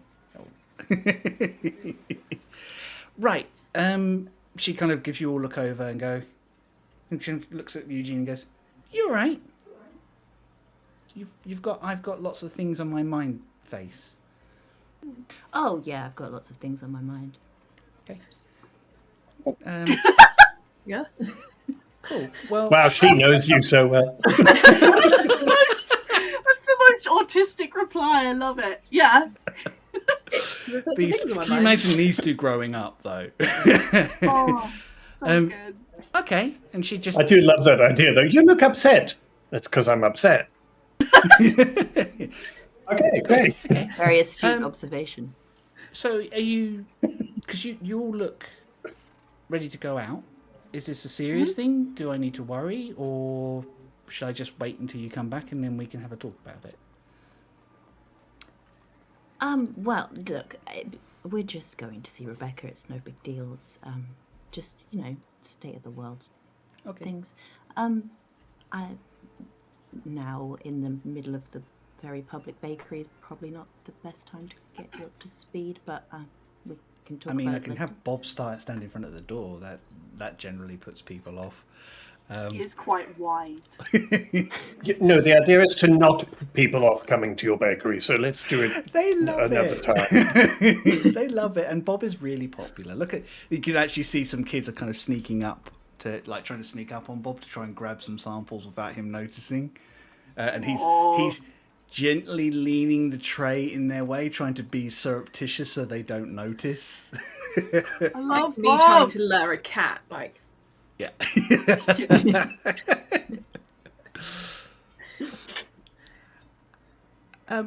Well, when you're back, if you want to go out for a coffee, just the two of us, we should catch up, because I don't feel like we've had much chance to hang out for a while. Yeah, that would be nice. I suppose if you have to, you could bring Gree. She smiles. Or just the two of us. I'm not sure I like the sound of that, honestly. You're about to get ambushed. Trap. Ski just whispers, "It's a trap, dot dot."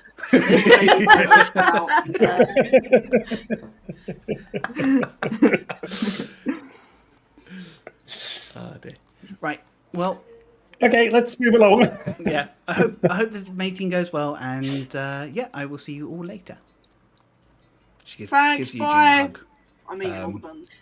And Thanks for the buns. high insight skier. Yes. She gives Eugene a hug. The hug is very sisterly and genuinely full of warmth and care, but it is also tinged with a little bit of mischief as she leaves a tiny bit of flour on the middle of his back.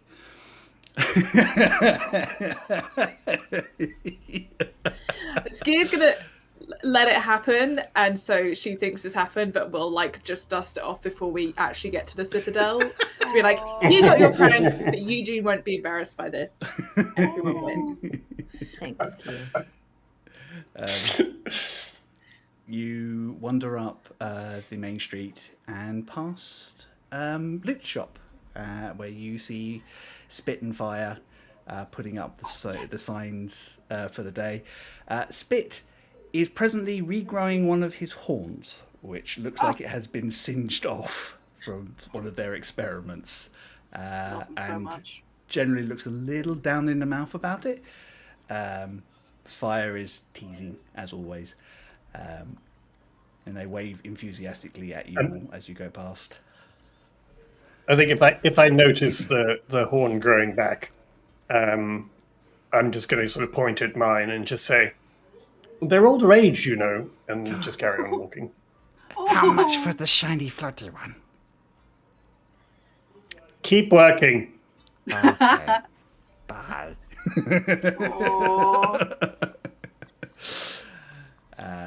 You carry on up and eventually make your way to the centre of the High Spire. Actually closer to the fog ring than you would actually have imagined, Skier. To a location where a huge, ancient-looking arcane tower is in the centre of an open fort that has been reconstituted into a mansion and a place of public service. It has very much defensible location written all over it, apart from that strange arcane tower in it, but everything's been beautified up as the best that people can. Everyone can roll me a quick arcana. It's a quick history check, sorry. Okay. I just changed the scene. It's my second critical failure in a row. So I get them out now. This is all Yeah. flavour stuff. Oh, Satan. She remembers nothing. He doesn't even know how she got it. Aisling has never seen this place in her life. Never. She's like, who am I? What's happening? Are we? I mean, last couple of times you came in by magical circle, so this is. Well, Yeah, knows it. Wait, we went in there. great. Oh dear. Aisling gets kidnapped. I love the idea of Skier going, "Wow, Aisling, what building is this?" And Aisling just going, "I have no idea. I've never been here." I don't know, mate. You've lived here before, right? Yeah, but like not from the outside in. What? I ain't seen this bit. The first time you came here, it was night time, and you were coming to the Grand Ball. Second and third time, you came in via magic circle. So it kind of makes sense.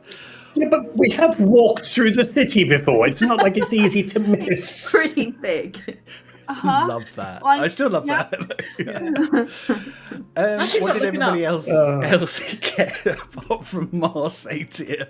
I got a 12. 25. I got 12? 25? I got 13. 13. And Eugene gets to explain that there's a mixture of styles and architectural approaches because it's been built by many people with many ideas. And I think as Eugene picks it out, you can see small elements of elf and some of the more sharp structural forms of the dwarf and the heavy but very practical designs of orcs and the human kind of like quick way of approaching things like things that won't last but are very easy to repair. And there's even lots of actual hobbit like halfling doors, like what would be in Tolkien's world hobbit doors, like small round doors for gnomes and halflings to be able to use. And more kobold holes on the outer area than you would necessarily expect initially. All these sound so cool. Yeah. It is strangely unified, though. Like, everybody put their heads together, brought their ideas together, and did it sympathetically. Like they Sounds were like trying the to crazy cathedrals in Barcelona. Yeah. That are, like, still being built. Yeah, absolutely. That idea that kind of adding more to it, but kind of trying to remember what's gone before and things like that.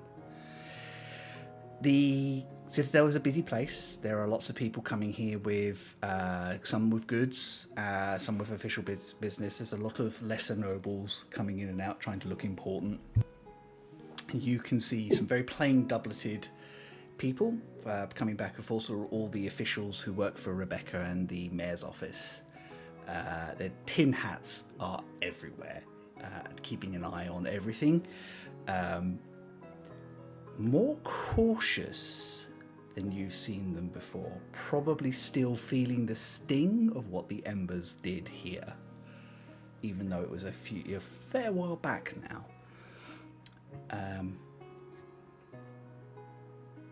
Yeah, so you make your way in, and you're about to make your way into the main citadel itself to get yourself announced when a, say, middle-aged human woman with dark hair that's just greying a little bit and tight bun and very, very clean uniform kind of comes out with a few tin hats as she kind of sees you all coming up the stairs. She kind of flips through some pages. May I ask who you are, and may I ask what your business is, please? Oh, we have badges. I beg your pardon. I said, who are you, and may I ask what your business is? We're very busy today, and I want to make sure that the right people are being directed to the right places. I don't recall seeing your faces before. We're Parshkikk's chosen. So. And you are here to... We're here to see Rebecca. Rebecca Ryder? You are not on her list of appointments for the day, I assure you. I assure you she will be perfectly fine with seeing us. I would need to check, and it's at this point in time you hear a familiar voice. Would you? You hear a familiar voice. Better check. Ask the manager. Sure. Betty, they're fine. They are the champions. Betty, of course she's called Betty. They are fine. They are the champions of Klauskern. You remember the big party? It was for their purposes. And you see Aldous Scrimshaw, the seneschal who works for Rebecca, who you met at the party and had you all announced. He looks good. His braids are a little more unkempt than they have been, a little longer than last time you saw him, but his dark skin cracks slightly in a big smile as he approaches you. I do think that there are some deliveries that you need to do, and if I am not mistaken, it is your responsibility to dispatch some people to pick up the samples Rebecca asked for from the High Spire. Oh, yes, of course, Seneschal. Please forgive my forthrightness. It is an honour to meet you. And she just kind of scurries off as quickly as she can. Bye, Betty. Apologies, my friends. We've had a lot of new hires recently, and not everyone is quite up to the scratch we need them to be. Even though they are much formally investigated than we were doing before. It's fine. It's just fun to be officious sometimes. Yeah, I think she did a great job. She was just doing what she's told. Yes, but this is the third. No, I was talking about us, dear. She would have Oh, trust me, she would have kept you here for days if she had the opportunity to. She's very, very good. Oh, trust me, she would not have. Says Rock, holstering the pistol. No, I'm kidding. The blade, the rapier hovers down and flies back into his sheath. Right. Eugene pockets the components for Fireball. No, I was going to say we could just dimension door past. Nice.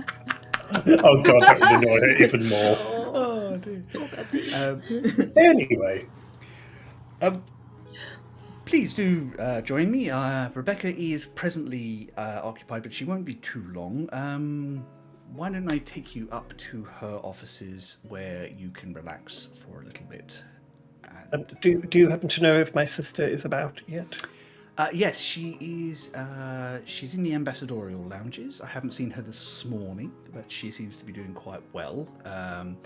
Her attendant was very insistent and very thorough in her defences, which we appreciated.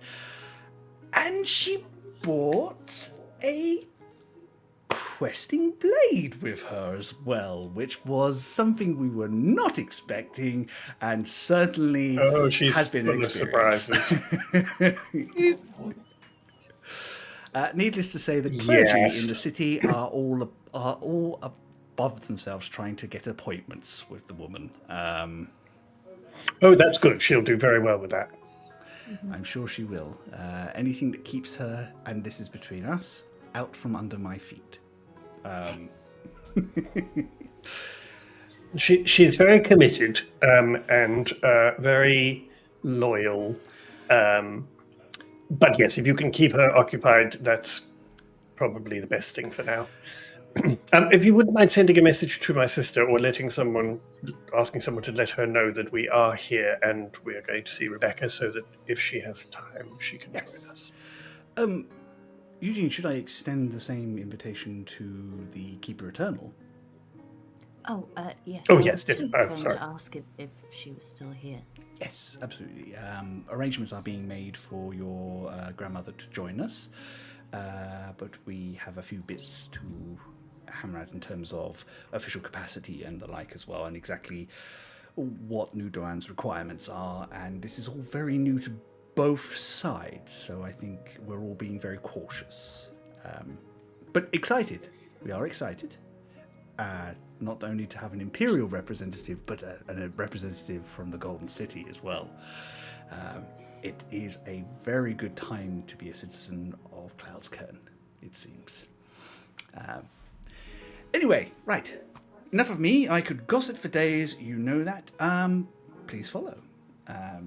And he leads you through a very official-looking building with lots of people back and forth, like lots of wooden desks and people being stopped and searched and talked to about things. He waves you through a series of wards and steps you around a couple of devices that you've not seen before. He does walk you past an arcane eye each, though. And it kind of seems to stop for a second as if someone's confirming something, and then nods and then kind of carries on. Got that CCTV now. Yeah. Yep. Damn it. So, I mean, Eugene would be able to tell you the arcane eye is capable of recognizing people for who they are, and would probably be something employed to try and stop people using illusion magic to try and impersonate others. Who would do that? No one here. I'm Skylar Skyvinson. Yeah. Yeah. I'm going to say, does the eye raise an eyebrow when it gets to Skia? It does. It seems Sorry, to be very intent. Skylar. Yeah, it gets very intent on Skylar for a second, and I think there's he waits, and then he nods, and then it kind of carries on. I think there is an understanding that Skia is with you, but With us in spirit. yeah, he is with you. She's so, always yeah. with us, yeah. She's always Presently right in here. disguise. Yeah. She's always right here. Yeah, well. Yeah, I'm cut. Get used to it, Rock. And you are led to a very plush, very nice office. It's not too gaudy or over decorated. It's nice paintings, lovely books, like good furnishings. Aldous gets one of Rebecca's assistants to run and get you some drinks for the present meeting, and then makes his apologies and heads off to go and carry on with his duties, leaving you all there to have a chance to have a breathe, and us a chance to take a break. So we are going to head off for about 10 minutes, be back around about 10:02-ish. Everybody would just kind of take the chance to grab yourself a drink yourselves, have a stretch, grab a snack, and we will see you presently. And Love you, bye. love you, Bye. bye.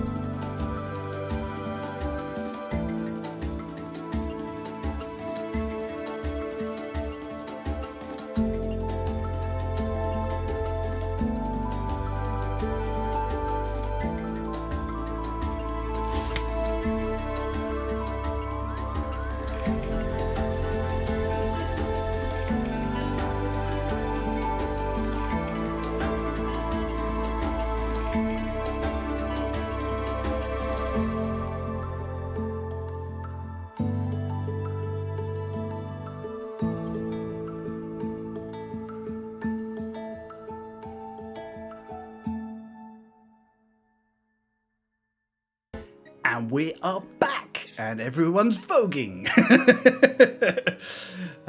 Dear. Hello, welcome back. We hope you had a nice break and that you have got yourself something to drink. We have some coffees around here, which will keep us energized for the rest of the show. Before our break, our friends have made their way up to the Citadel to meet with Rebecca Ryder, Campbell Revorkus, and Sadia Zillman to have a discussion about their next plans and to get Rebecca's permission to search Phirun Pyrus' estate out the city. Skier doesn't need permission. Skier doesn't need... No, the rest of you want permission. Skier thinks she wants her to say no. Yeah, she's hoping for a no. But yeah, you are not kept waiting too long before Rebecca kind of comes through. She's just adjusting her clothes of state and the like as well. She comes in and she goes, have to admit, I wasn't expecting an early morning meeting, but I am very pleased to see you all again. And she kind of glances over and looks at Skier. And what's your name today? Hi, Skylar. Skylar Skymanson. Pleasure to meet you. And we're using this in front of everybody else. Is that okay? Or Yes, I thought it would be beneficial for you and me for Cloud's Kern to not be seen harboring a wanted criminal. Absolutely, particularly since we seem to be having such wonderfully positive relations with the Empire right at the moment. She winks.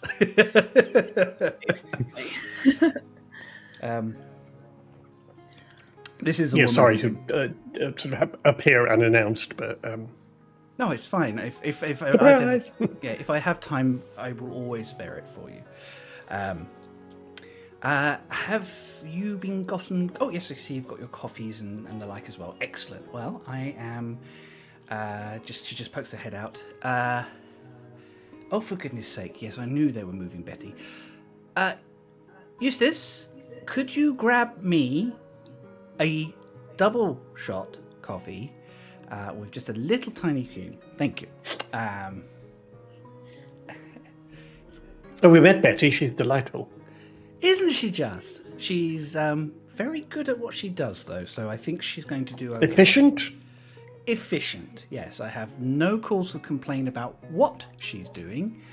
Maybe perhaps the way she's doing it. Anyway. Oh, you need people like that. It puts the others off. We do have a we do have a favour to ask of you, please. Of course. What do you need? We need access to Phirun Pyrus' estate. You can say no. Oh.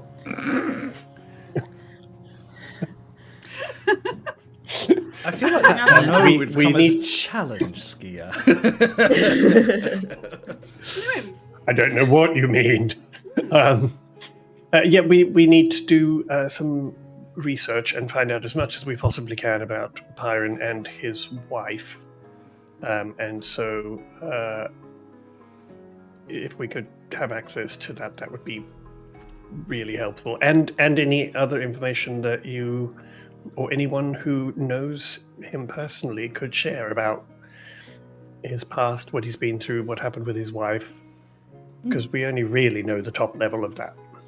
Of course. Well... That's all. No biggie. Just the whole history of two people. Just quickly, if that's all right. Great, thanks.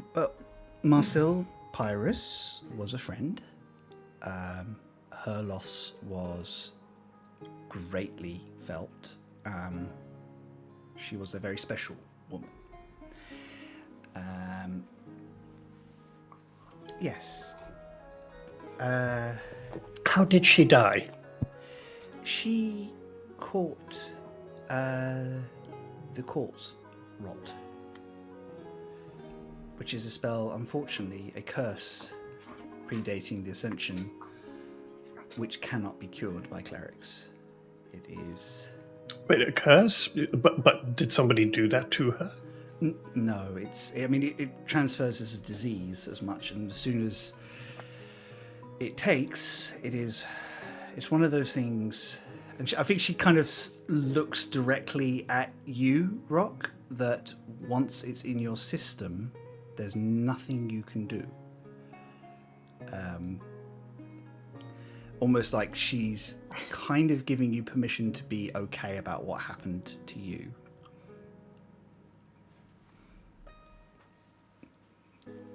Divine rot. You got. Well, there's preventative things you can do, like telling someone. Oh, now is not the time, Aisling. Okay. Was this something that she contracted somewhere particularly, or what's the history of the event? We're not entirely certain where she contracted with, because there was no outbreak as such. We suspect she did some charity work with a friend of hers in Curse Hollow a little bit, and it has been suspected that she might have contracted it on one of those trips.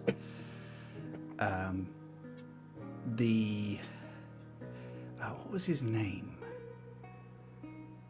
Bone Marrow, a Knoll shaman that she was friends with, insists that she did not have it last time he saw her. I'm inclined to believe him. He has no what charity work? Oh, what charity work was she doing? So, the people of Curse Hollow, many of them are inflicted by ancient dark magics that are very racially specific. For example, it is the difference between the free gnolls and some of the more brutish monsters you may find in the outer edges of civilization.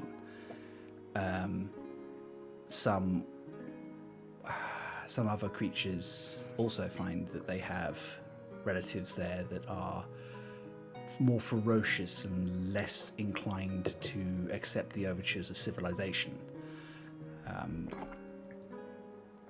out there. Dark monsters, more than a fair share of necromantic magic out that way as well. So when she got the corpse rot, it did feel very much like she may have touched something or encountered something and not even known what it was. But she was a kind woman, and she felt particularly bad for the gnolls out there. She wanted to help as many of them as she could find their way back from that curse into the arms of the rest of the world. Something that's gone on without her, I understand, and you both might know this more, but there has been a number of successes by the Empire since over the last 10 years. There are more free gnolls in the world than there ever has been before. But yes, her loss was a shock. It happened very fast, and there was nothing, unfortunately, anyone could do for it. Even those of us with more divine gifts could not remove this particular curse. It feels untouchable. I brought in every cleric I had a connection to try and help, and none of them. During that time, I did see Phirun become more despondent, less connected, and eventually after her death, he drifted away from us. And we reached out, most of us in the court, all his friends, to try and connect and be there for him, but he pushed everyone he could away. To be honest, the first time I had heard from him in a decade was the time that he said he was going to come to meet you all. in hindsight, that now makes a lot more sense, but at the time I was just really grateful he was taking an interest in Klaus Kern, in something outside his own estate, about coming back and maybe even seeing some of his friends who were worried about him.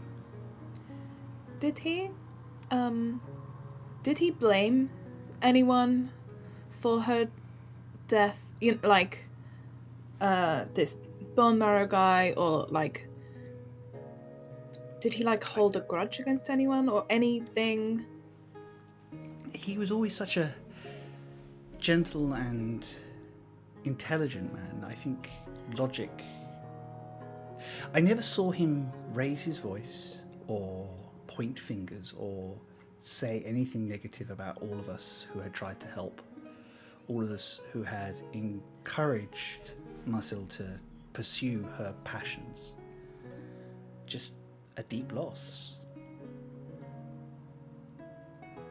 Did he have contact with anyone? Was there anyone who saw him regularly after her death? Outside his estate, no.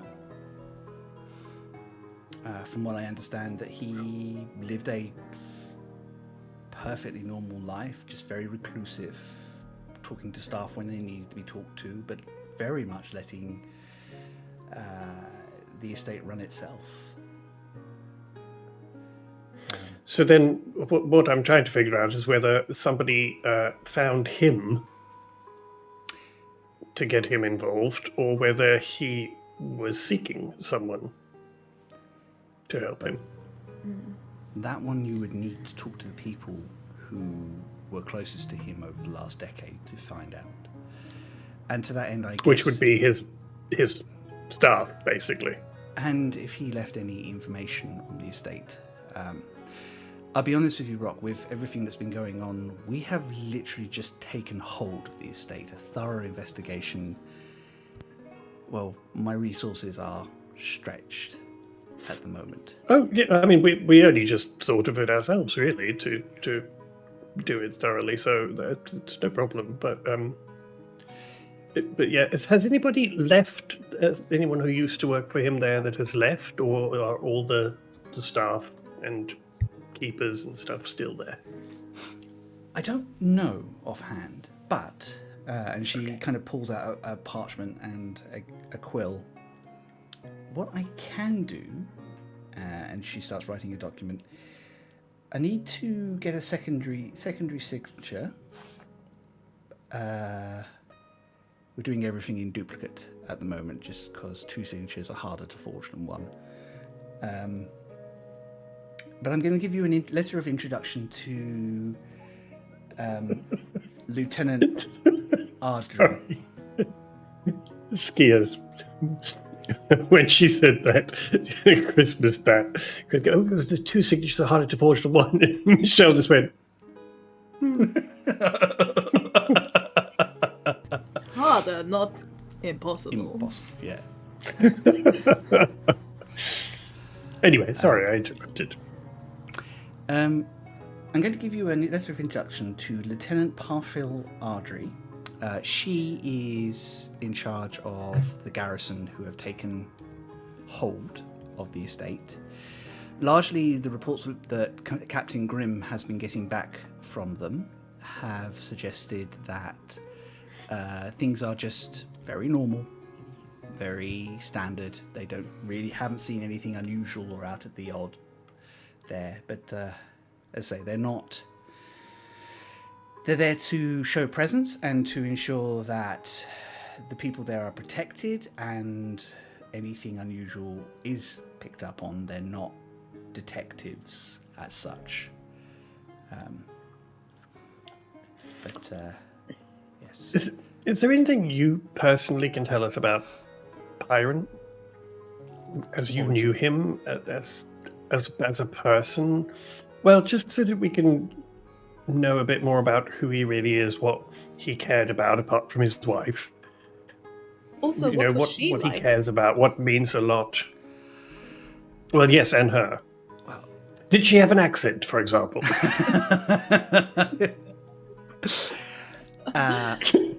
He comes from a line of lesser nobles who resided in Klauskern shortly after its formation. I was friends with his great-grandfather and saw them all grow. Obviously, things changed for us after the War of the Dragon Lords, where Klauskern became an independent state again, and a mayorship was put in place. Pyrun himself was a quiet boy, very studious, more popular with the ladies than you would have expected, right up until the point he met Marcel. And Marcel was from Daklan, and I think initially he was intrigued by her because she was a challenge, and eventually he figured out that challenge was someone stepping into the role of an equal.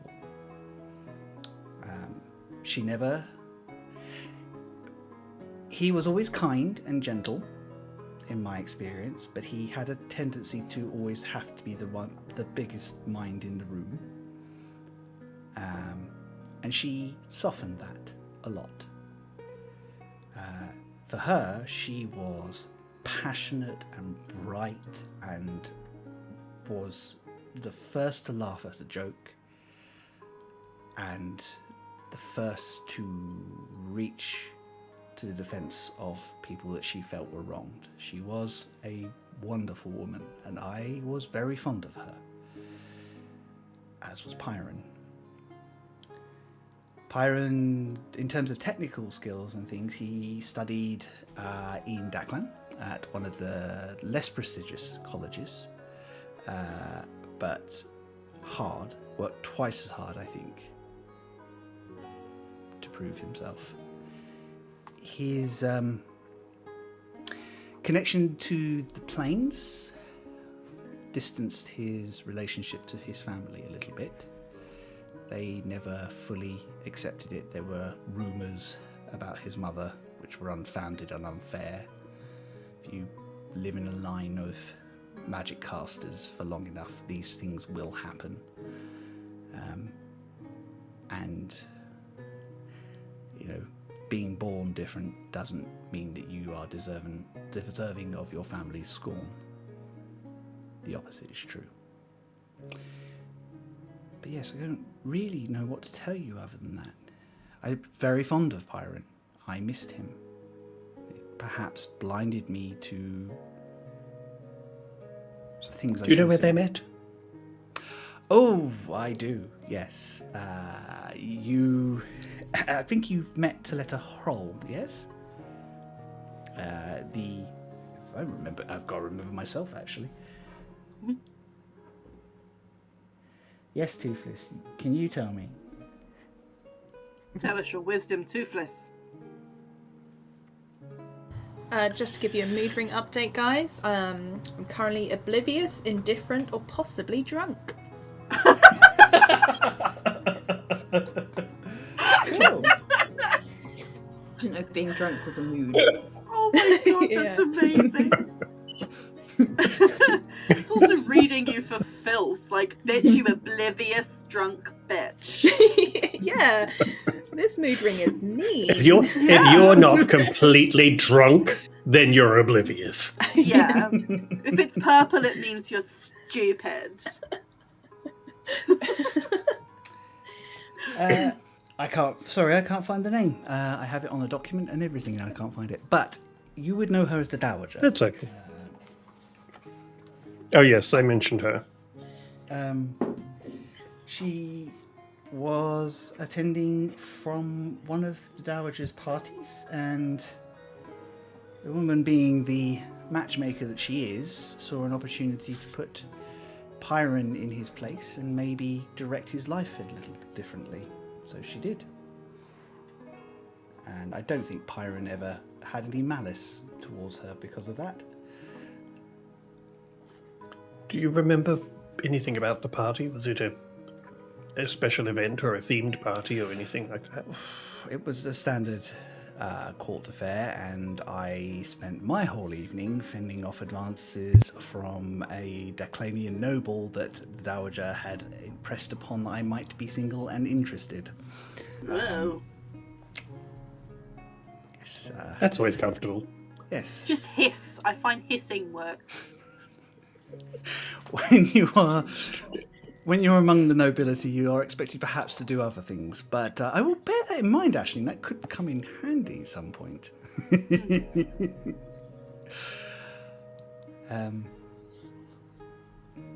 Yes.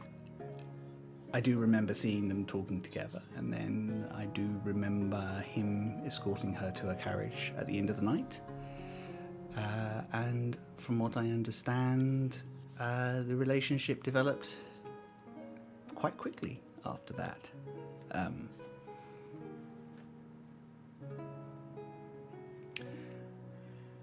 Yes. Interesting times. I kind of miss them, but I do like the company I keep now.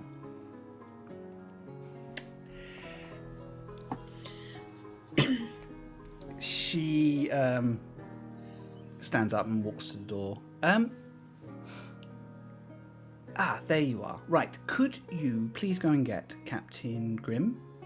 And you hear a pipey voice outside go, Captain Grimm. Yes, Captain Grimm. Oh, right. Shall I say it's directly for you, madam? Please can I say it's directly for you, madam? Of course you can. And tell him if he gives you any trouble, he will answer to me. Of course, madam. Thank you.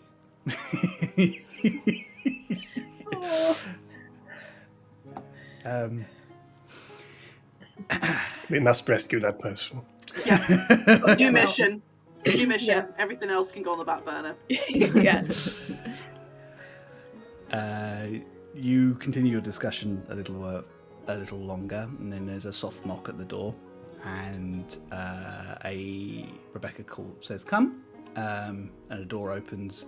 It's led in by a spotty teenager halfling, who you can only assume is Theodore, who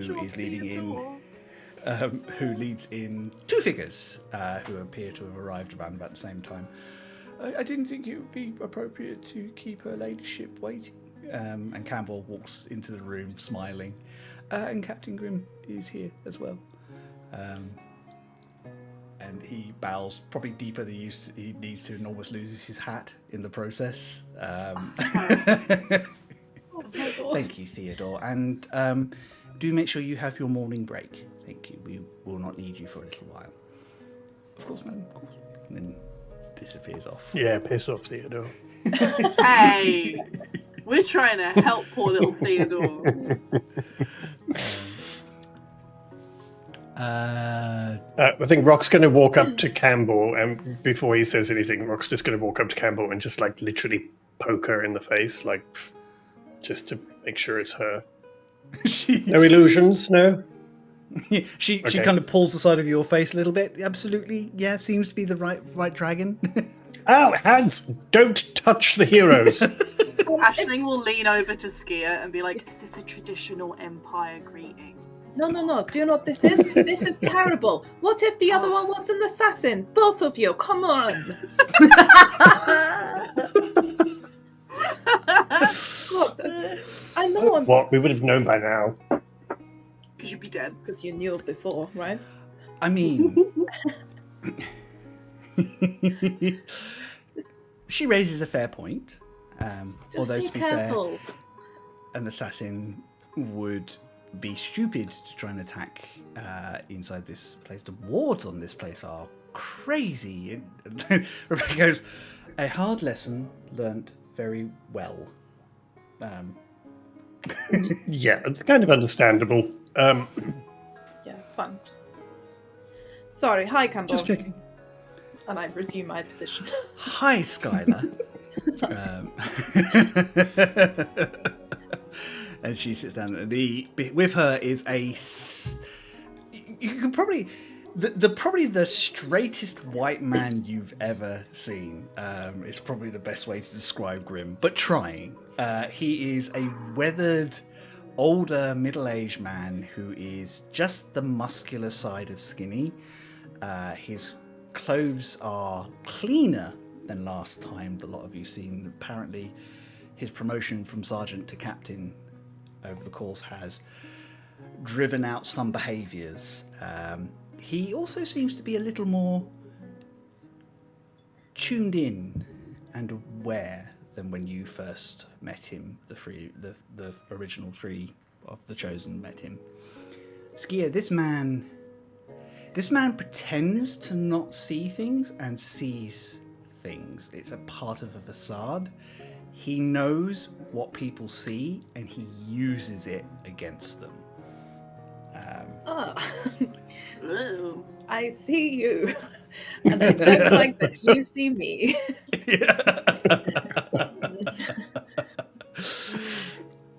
He snaps a sharp salute. Your worship, I came as quite fast as I could. Young Theodore impressed upon me that it was a matter of importance. Yes, Parshkikk's Chosen will be going to the Phirun Pyrus' estate, and I need your signatory to ensure that your troops accept their guidance and command whilst they're there. Of course, and he actually tries. It's not he's never going to have the prettiest of smiles, but it's a genuine smile as he looks upon you all. It's good to see you all again. I've heard nothing but good things. Brock, be nice. Wait, Brock, do we not like him? Brock, do we not like him? No, Yeah, no, it's very pleasant. Just calm down. Hi, I'm Skylar Skymanson. Master Skylar.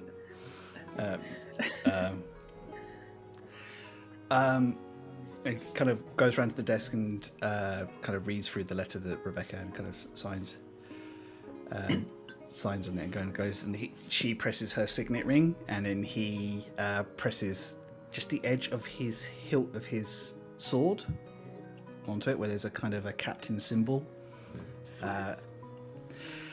Nice. Is there anything else, madam? No, unless you have an update on the estate and anything that you can impress upon the Chosen. Any spookies? Any bad things? No, everything we get back from there is... Okay, so, this is an old soldier. Any traps? Not that I'm aware of. You know when everything's running really smoothly and you're slightly worried about it because it's all a bit too smooth. But you've got other things to look at, so you don't necessarily have the time to look into that right now. Well, let's just say I'm happy that you're all going out there, because it means that somebody with some brains gets a closer look at what's going on. Well, yes, Eugene's coming with us. I feel like Skier and Aisling looked at also, each other I think- at that point. Yeah. I think I can say with 100% certainty that if there is something there that is not working smoothly and is going to go wrong, we will find it. Yeah, we're good at that. Without using you as bait, I'm kind of glad for that. Lieutenant Ardry's very good at her job, but she's a soldier, not an investigator, if you follow me. Who is, in terms of the staff, who is in charge there? Is there a sort of a head butler, or is there a someone who kind of looks after everyone, or head of HR maybe? I don't know. A bottle master, I could say. Turgil of Elpenfrost is probably the person you're best to talk to. Huben Watfrost? Turgil Alpenfrost. Ruben Watfrost! Turgil Elpenfrost. Turgil Alpenfrost. Turgil. I like Ruben Watfrost. Ruben Watfrost. The thing is, Chris is breaking up well. slightly for me, so I am literally hearing like every second syllable anyway sometimes. So that could have been damn near anything, quite frankly. writing down Huben Watfoss because that's my next D&D character. Yes.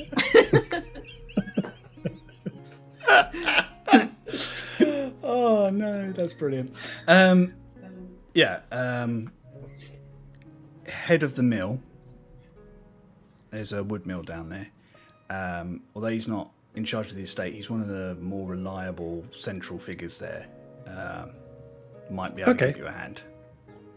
Okay. Good. Just someone who's been there for a while and might know who's who and what's what. It's your best bet. Other than that, you're better off asking the lieutenant when you see her, because she will have a better lay of the land. Mm-hmm. Okay. Good. Yeah. Well, it's a pleasure to see you all. I wish you every luck, and I hope you can... Well, I hope you find nothing, because that means that I'm just being unnecessarily cautious. But if you do find something, or at least I'll know that I'm right. We'll report back. Probably. We won't. Dead. We probably won't report back. You're right. It's. We'll forget. Do you want us to tell you? I mean, if you let Lady Mayorship know, yes, it's probably better. Oh yeah, we'll tell actually. her. Yeah. Yeah, and I'll divest. It's not you. With that, he snaps attention. Your ladyships, Lord Champions. And they step out. Bye. Oh, I bet he's really fun to just mess with. Oh my god, Jade. Would Yeah. so uptight. I believe yeah. you need to ask Tyree about that, because from what I understand, although she's quite straight-laced, she does have a sense of humour. Oh, okay. Has Skia met Tyree? Don't think so. Who's Tyree? Oh, I think you and Tyree Tyree's get along. actually. She's a very sort of no-nonsense and it takes no shit kind of person, but also very good at what she does, and was very, very helpful for us and has been a big support. So yeah, no, she's Oddly pretty cool. enough, the fact that Tyree has I think we got her promoted, didn't we? Like within a day or something. I mean, once we got her out of the fog ring, Tyree's career has progressed quite a lot. I mean, even Grim is very proud of the fact that Tyree has been promoted beyond him. She's a commander and one of my she's my right-hand man these Ooh. days. Okay. Yes. I want to have a drink with her. Sorry. Just going back to Phirun, was there anyone in court that was his best friend? She kind of thinks. Not anybody who's sort of around now. And he tends to hang out with some of the older nobles, and most of their children have taken their seats since then. 10 years is a long time in court politics as well, so unfortunately those relationships... Yeah, it was more just somebody who would know what he was really like as a person, or know, a little more about him as outside of the court, just as a person. I think you're going to the right place to find out, though. I think his tenants and employees will have a very strong opinion about who he was. Sure. Campbell smiles. She goes, "Well, this all sounds very official. Are you heading off again?" Oh yeah, we're just popping to a local estate to hang out, parking lot. No, National Trust site. We're just going to go see what it looks like. Yeah. No, we're going to scope out about one of our estate nearby. potential friends. Yes, I would be curious if you could feedback. And she kind of glances to Skia at this point. Any information you might pick up would be useful. That would be useful for our ongoing investigations. Speaking of information, Campbell dear, sorry, your ladyship. What could you tell us about she throws a sugar cube at you. Nice. What can you tell us about the upcoming gala? Oh, The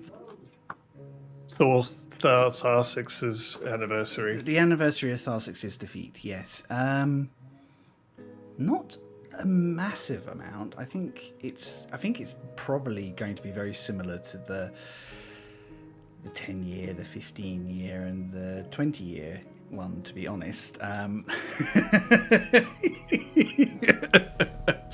Well, the thing is, it's been mentioned to us that there's going to be a kind of display of military might, etc., as I'm sure the the Empire local wanted artifice- to do.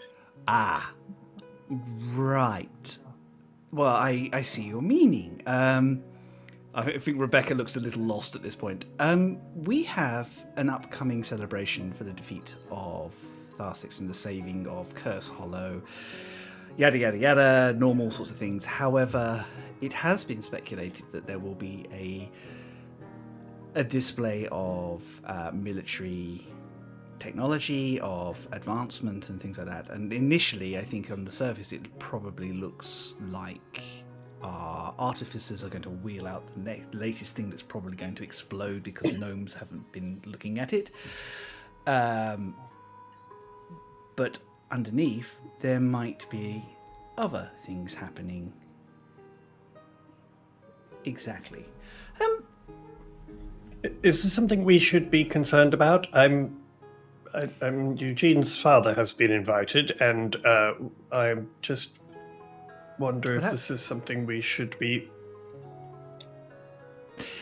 Would you trust me to look into it and see if I can find out? I might talk to our mutual friend in Ten Falls about getting some eyes around the court and finding out what's going on. I suspect it's a flag-waving event to keep people focused on the Empire being prosperous and happy and joyful. But given everything else that's going on in our lives, I don't trust that to be a pure motive. Yeah, it just feels like it's a potential red flag that we may want to look into to either preempt it or to know whether we should at least, I don't know, discourage people we know from attending, maybe, or something. But, I mean, this is just paranoia because at the moment, well, it's justified. I think that's fair. And a little bit of paranoia is healthy. I'll look into it. I will ask the right questions and I'll put some people in place. I'm sure Delilah would delight in getting involved as well. She must be bored by now. But yes, we'll pull some strings, get people moving. There's a couple of names that are attached to you, Skia. Would you mind if I reached out and asked them to assist? Of course. Anyone in particular? I was thinking there's a young lady I've heard very positive things about who did a sterling job in the past who might be particularly well suited for this, providing we stop trying to disguise her as staff members. Yes. Yes, I think that's a good idea. Yes. Yeah, I'll reach out. Yeah. Any of those, I think that'd be good. Very well. I will start the ball rolling on that. Rebecca, I will leave a message stone with you, if that is okay. A connection between the two of us. Rebecca nods. It's probably a good idea to have somebody outside the Empire who you can trust. At the moment, Campbell, yes, I don't mind being that person. Be careful. I've only just got an official representative from the Empire. I'd hate to lose her in the first couple of months of her position. Campbell smiles, goes, "Oh, it takes much more than that to get rid of me. You should ask my brother." Been trying for years. No, but I mean, she raises a good point, though. Do be careful. I mean, I know you have a lot of protection being in the court, etc., but don't poke around in in anything that may raise flags that other people may start to notice you. Of course, I will be discreet as always. Apart from anything else, if I shout too loud, Mother might get involved, and then where will we be? I'll be right here. There is another soft knock at the door. Oh, this may be your aunt. Is there anything that we should not mention in front of her?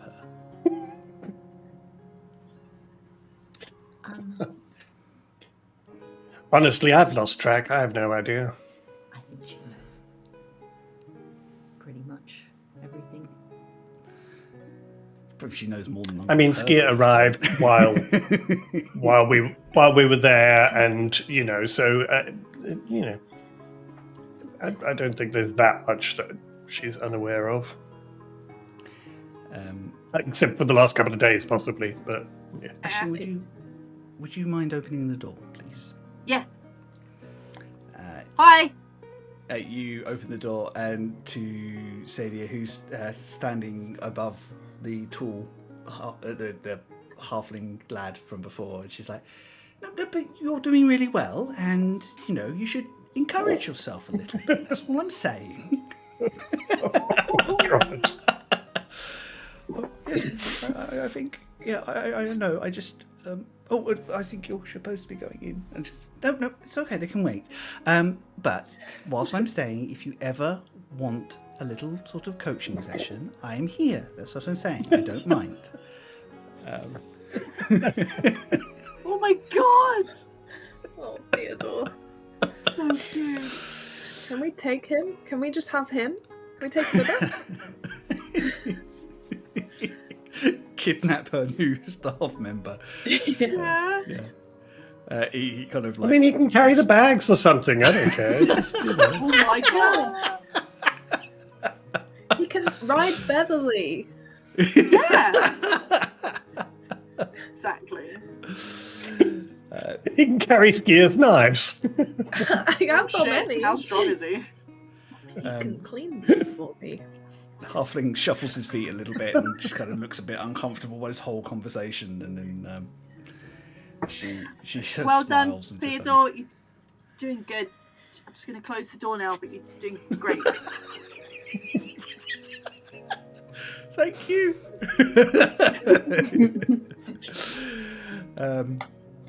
Oh dear. Zadia kind of wafts in that way that she does, and she's like, Cambor, lovely to see you again. How are things in the Empire? She goes,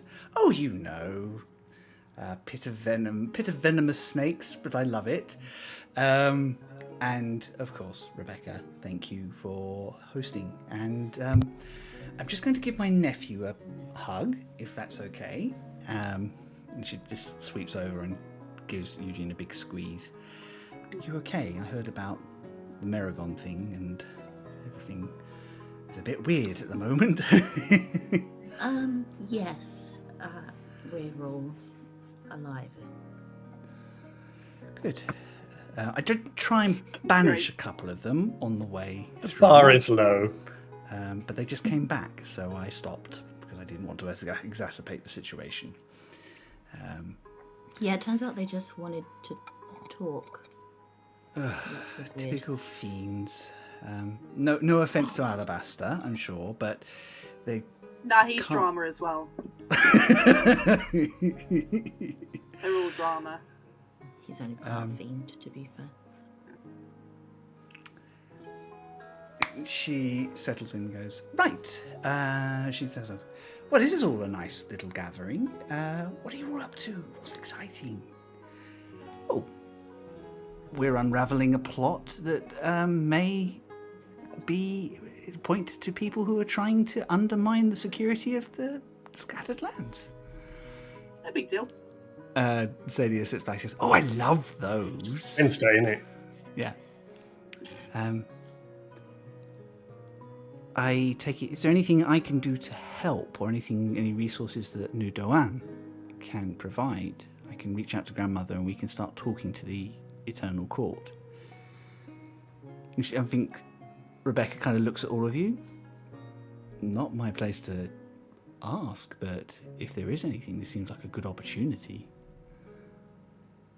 Well, the city has agents in the Empire, didn't you say?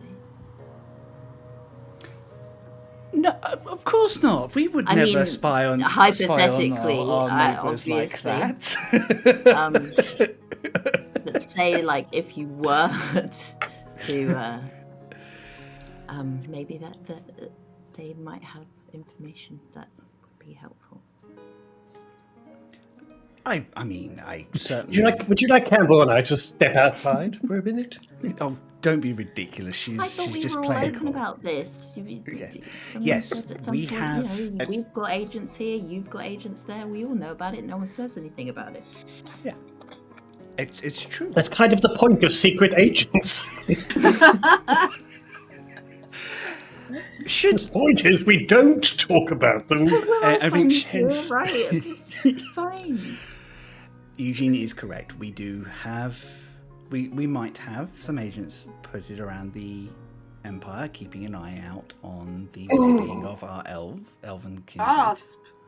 And she winks at Skia. Just as I know that there are dancers in Nudo 1.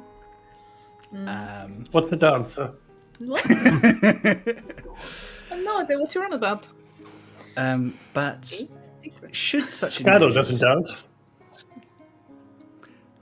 We can. He's got two left feet. We can reach out. That's just because Skia shit at her illusion magic. Hey, Bree did this.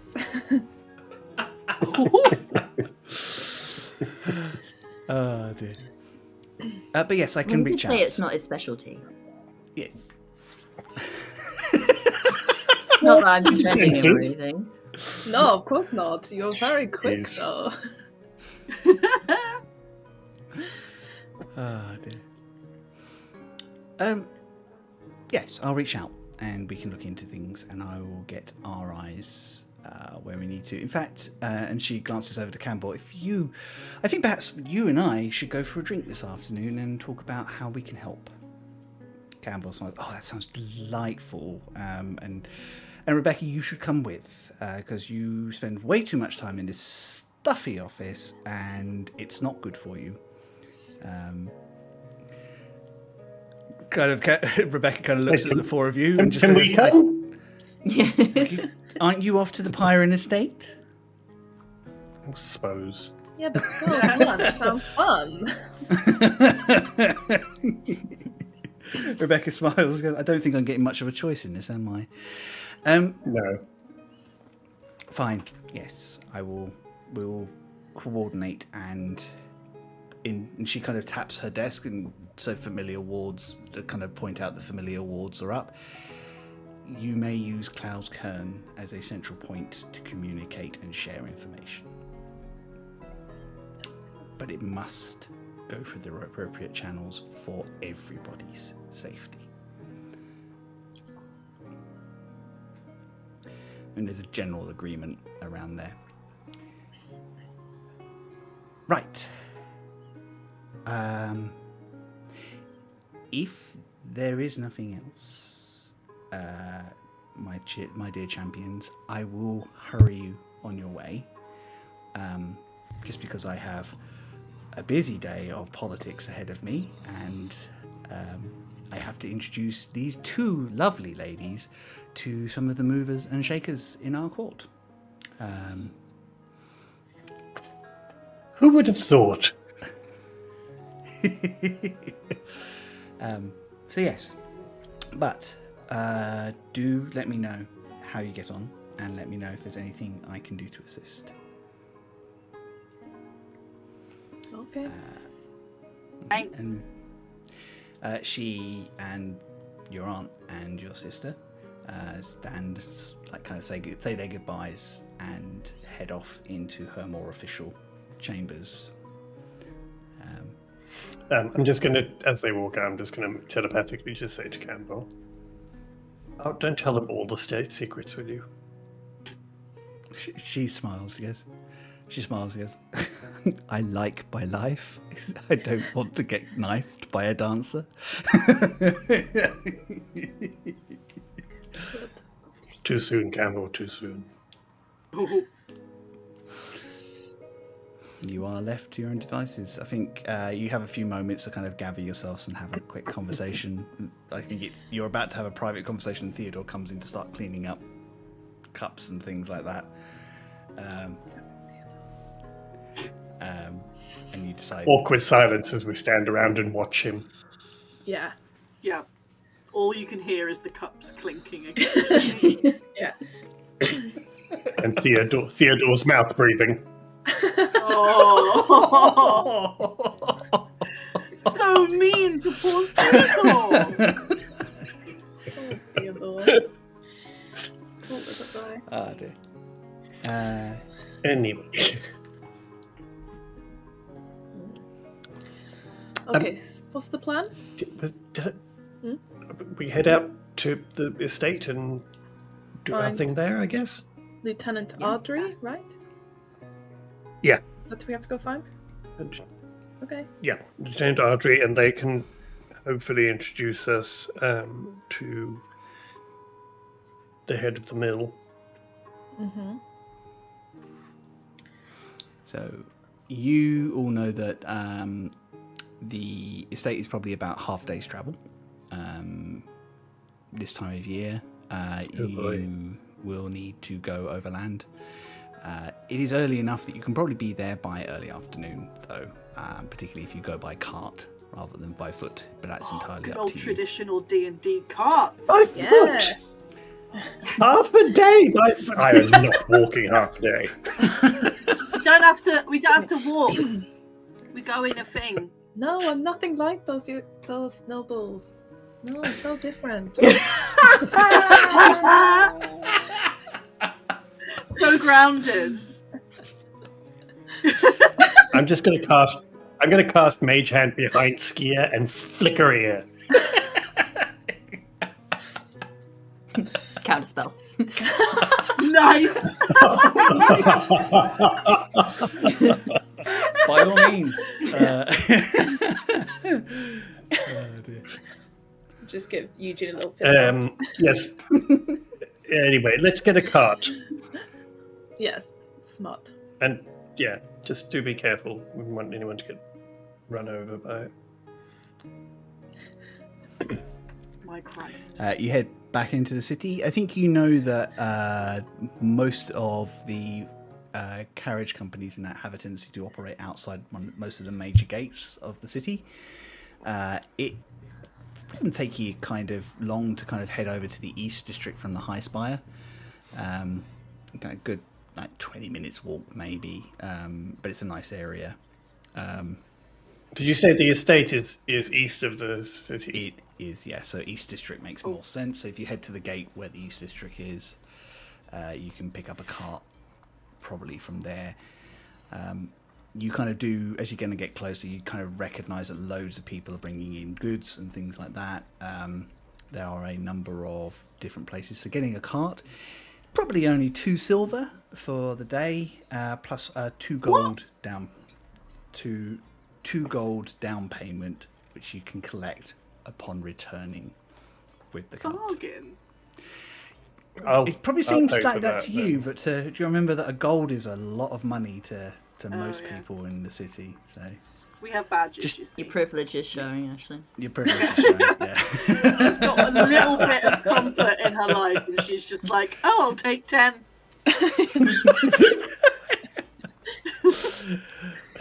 You can fork out. I could just see Ashley getting the cart, and the guy saying, "Okay, so you want 2 horses for the cart?" Ashley's like, "How many does it take? I'll take 6." No, it's a 2-horse cart. It's all right. We'll take How 6 many anyway. can you fit on it? I mean, you can go for a proper carriage, but that will cost you a considerable amount more, and probably be quite conspicuous as you are traveling. Yeah, it's a bit ostentatious. It's the sort of thing that, I mean, Cloudskern doesn't have a large bandit problem, but it is the sort of thing that will draw attention for those that are brave enough to try and do that. I'll stick with the car. I mean, give Skier something to do on the way. That's true. Thank you. You pay for your cart and get yourselves sorted out. Who is driving the cart. Has anyone got any training in animal handling? Eugene. I'm a farm boy, aren't I? Oh yeah, you are. I've got a +4. I'm proficient in animal handling, I'll have you know. Amazing. I've got a +4 if that's any help. Maybe I could help. We can. In what? Animal handling. Oh, Handling the animals. Handling You've met animals. Beverly, right? Yeah, I handle her so well. I mean, it's a shame you used Beverly today because Beverly would be perfect for pulling this cart. Ah, fuck. oh, It was worth it. Worth it. totally. Especially when she got up on the grand piano. That was brilliant. It's a good thing the house repairs itself overnight. It's all I'm saying. That's what Eugene mumbles to himself every single day. You make your way out into the country. It is late winter. It is that point where things are starting to get a little warmer. There is a gentle flurry of snow coming down as you head out into the countryside. Skier, Klaus-Kern, even in the heart of winter, is beautiful. It's very alive. Like, there are places like this in the Empire, but not so. I don't think you've seen sort of as much of this, like, centralized on one group of people as here. Yeah. You go down well-worn tracks. You kind of get some directions, probably from the local tin hats, as you kind of go out of the gates, who are more than happy to kind of point you in the right direction, particularly if you flash them Rebecca's seal, or they recognise who you are. Bad place to pause there, Chris. Yeah. And so you kind of get some really good directions and you head out. And eventually you end up in these big open snow-covered fields where there's loads of bales kind of pulled up to one side, which are ready for, like kind of covered in like tarpaulins and like fabric and stuff, ready for being distributed as mulch and the like in the spring to help with the first flow. And you can just about make out the first pops of green coming through some of the snowbanks, and you all feel like spring is about to arrive here soon. As you get further out, I would like to know what people's passive perceptions are. 18 for Aisling. 18? Jesus.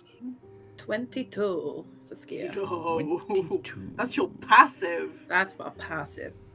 Skier watches. Eugene? 12. 12. And Rock? 13. Cool, thank you. Skier, you spot it first. And Aisling, very, very close behind. There is a large shape moving slowly across the sky, erratically, back and forth. I think your eyes settle on it, and Charlie, I think Aisling's do secondary. This shape is vaguely familiar. You have seen this before at this sort of distance. It kind of, you squint a bit and you realise it's a huge, huge bird. And promptly you realise it's getting bigger. It's getting much, much bigger. It's heading straight towards you, and it's this point in time that Rock and Eugene kind of see it as well. Guys. Heading at speed. This What the hell is that? gargantuan eagle-like bird with plumes of fire and dipping ash kind of falling off of it. Parshkikk's chosen. You are finally coming face to face with the Rock of Klaus-Kern. A fight that you've managed to avoid. I'm the Rock of Klaus-Kern. Since the beginning. And I think we're going to stop there for tonight. Oh my Yeah, if we got Oh, stuck but- into initiative right now. Woo. Yeah. Well, shit. For those of you who have We're watched gonna from the die. beginning, this has been a problem in the area for a very long time. Did we And- encounter this and then it Yes, got and I away? almost died. Yes, Oh, because it was when we were level 3 or some shit. Yeah, I went down Yeah. in one hit. Oh no. God. It Yeah. also God, I took forgot about your that. friend's arm as well. Mhm. Oh, yeah. It has been a Yeah. nuisance for a while. Guys, this has been a lot of fun. A lot of politics, a lot of twitting around, being sneaky with your friends. I like it. It's good. We And we're having a good are- old-fashioned on a cart, have an encounter. roll Yeah. initiative. Don't The get last us time we very were on a easy. cart as well. The last time yeah. we fought this thing, we were on a cart. Right, We no should walk carts, no everywhere. I alleyways. moved off the cart, subsequently straight into the just in range of the attack that Mhm. almost killed me in one shot. Yeah. Yep. It's gone all proper D&D. We just need a goblin now. Yeah. You got a goblin. It's a skier. We got Ashley. Cool. Just attack the thickos then. Yeah. we get it. We know what you Yeah. Goblin energy solidarity with you, Spear. Yeah. I love that we both went in different directions but had the same joke. Lovely people. We are going to have a week off next week. Charlie is in Bologna. Not doing the accent. Bologna! Bologna! Dove il bagno! Yes. That means where's the toilet? And, you know, I was going to say, at least you know the essentials. Yeah. Yep. This is that do beer, si vous plaît. Thing I used to do Oh, in Paris. I'm not that bad. Yeah. So we're gonna take a week off, a couple of just so we can all just kind of have a week to rest and things like that. I can do some prep, and Wayne and I are going to finish working on some of the new layouts and graphics and things of which, So excited. if you have been following us on our socials, you would have seen a sneak peek on, because the Moments of Madness, hello Hiccup, Moments of Madness have had the update already.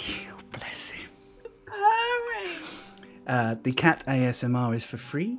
Oh, sweet baby. Cool.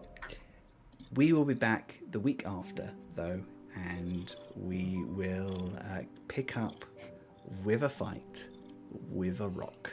It's going to be a Yep. rock on rock action. Oh. On rock action. Oof. In the meantime, I'm going to get everyone to say Oh, boy. where you can find them, what they've got coming up, and anything you can support them with. And I am going to start with Charlie. What? Yeah, all my stuff's at charlievince.com. That's got my portfolio, my shop, and link to Instagram, which is pretty much my only social media at the moment. My only thing has been Bologna lately, so all my stuff has been prepped for that. So, just have a look on my Instagram and I'll put The loads of International Book Fair. Yes. Oh, yeah, sorry, if anyone doesn't know what it is. It's the Bologna Children's Publishing Book Fair, I forget, sorry. And it's like this massive convention for publishing. And I'm going solo this year. It's going to be well exciting. And I'm going to spend my birthday there too, because my birthday is on the 8th. So I have an Yay! Italian birthday. Oh. Italian birthday. Yes. I love that. So just have a look at my Instagram and keep an eye on my stories, because I'll post some proper cool stuff that I find there. And of course, hi mum, love you mum. Hi, Hi, Charlie's Mum. Beautiful. Amazing. I love it. Amazing. Michelle. would you go Hiccup next, says hi please? too. Hiccup does. Oh, say Hiccup says hi mum. Hi, yes, you can find me at Feline Trickster on social media, most social media places.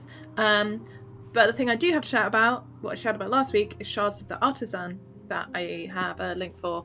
I'm going to throw in the chat just in a second. Hell yeah. Because the Kickstarter starts on the 2nd of April, so Tuesday, I think that is. Yeah. Amazing. check it out. I think it's gonna be a really fun, cool project. If you want to like find your favorite artist, hopefully we can raise enough money to get like more and more people involved. So yeah, that's what I'm doing. But yeah, I think that's all I have to chat about. Yeah, thanks. That's wonderful. I'm excited for that. Oh, Wayne, would you please go next? Sure. You can find me pretty much on all the socials as Created by Wayne, where I put out my tutorials and design stuff and branding stuff and those kind of things. So do come and say hello. I'm mostly on the Instagram and on my YouTube channel. So do come and say hello. That's about it. Wonderful. Okay, love you, bye. Love you, bye. Theo, would you please go next? That's me. You can find my art and stuff on theoblueillustration.com, and there's links to other places you can find me on the internet if you wish to. My graphic novel is out in a few weeks, so there's still some time to pre-order it. It comes out in the US on the 23rd of April and the UK on the 25th. Awesome. Very excited. Very excited. Very cool. I can't wait to get a pre-order. I guess that leaves me. I am Chris Mepham, RPG, all one word, at everywhere you can go, wherever your media is social. You can find the link tree in chat at the moment.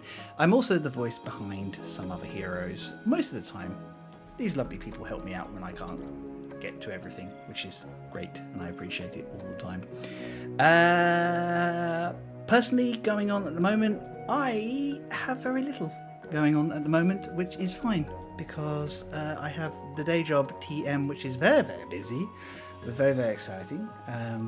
But I am working on some artwork in the background, and I hope to share it soon, because it is of the villains of Some Other Heroes. And I'm looking forward to sharing that with you all very soon. We will be back in 2 weeks' time to pick up where we were. In the meantime, roll dice, tell stories, be kind to one another. And if you go and spot a trans person and just tell them how wonderful they are, because they're visible. If you see a trans person, yell, I see Don't sneak you! up on them though. Approach from the front. No jump scares. We're very jumpy at the moment.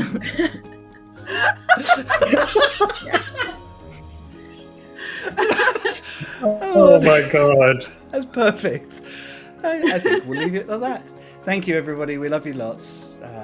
Love you, Take mate. care. Bye. Bye.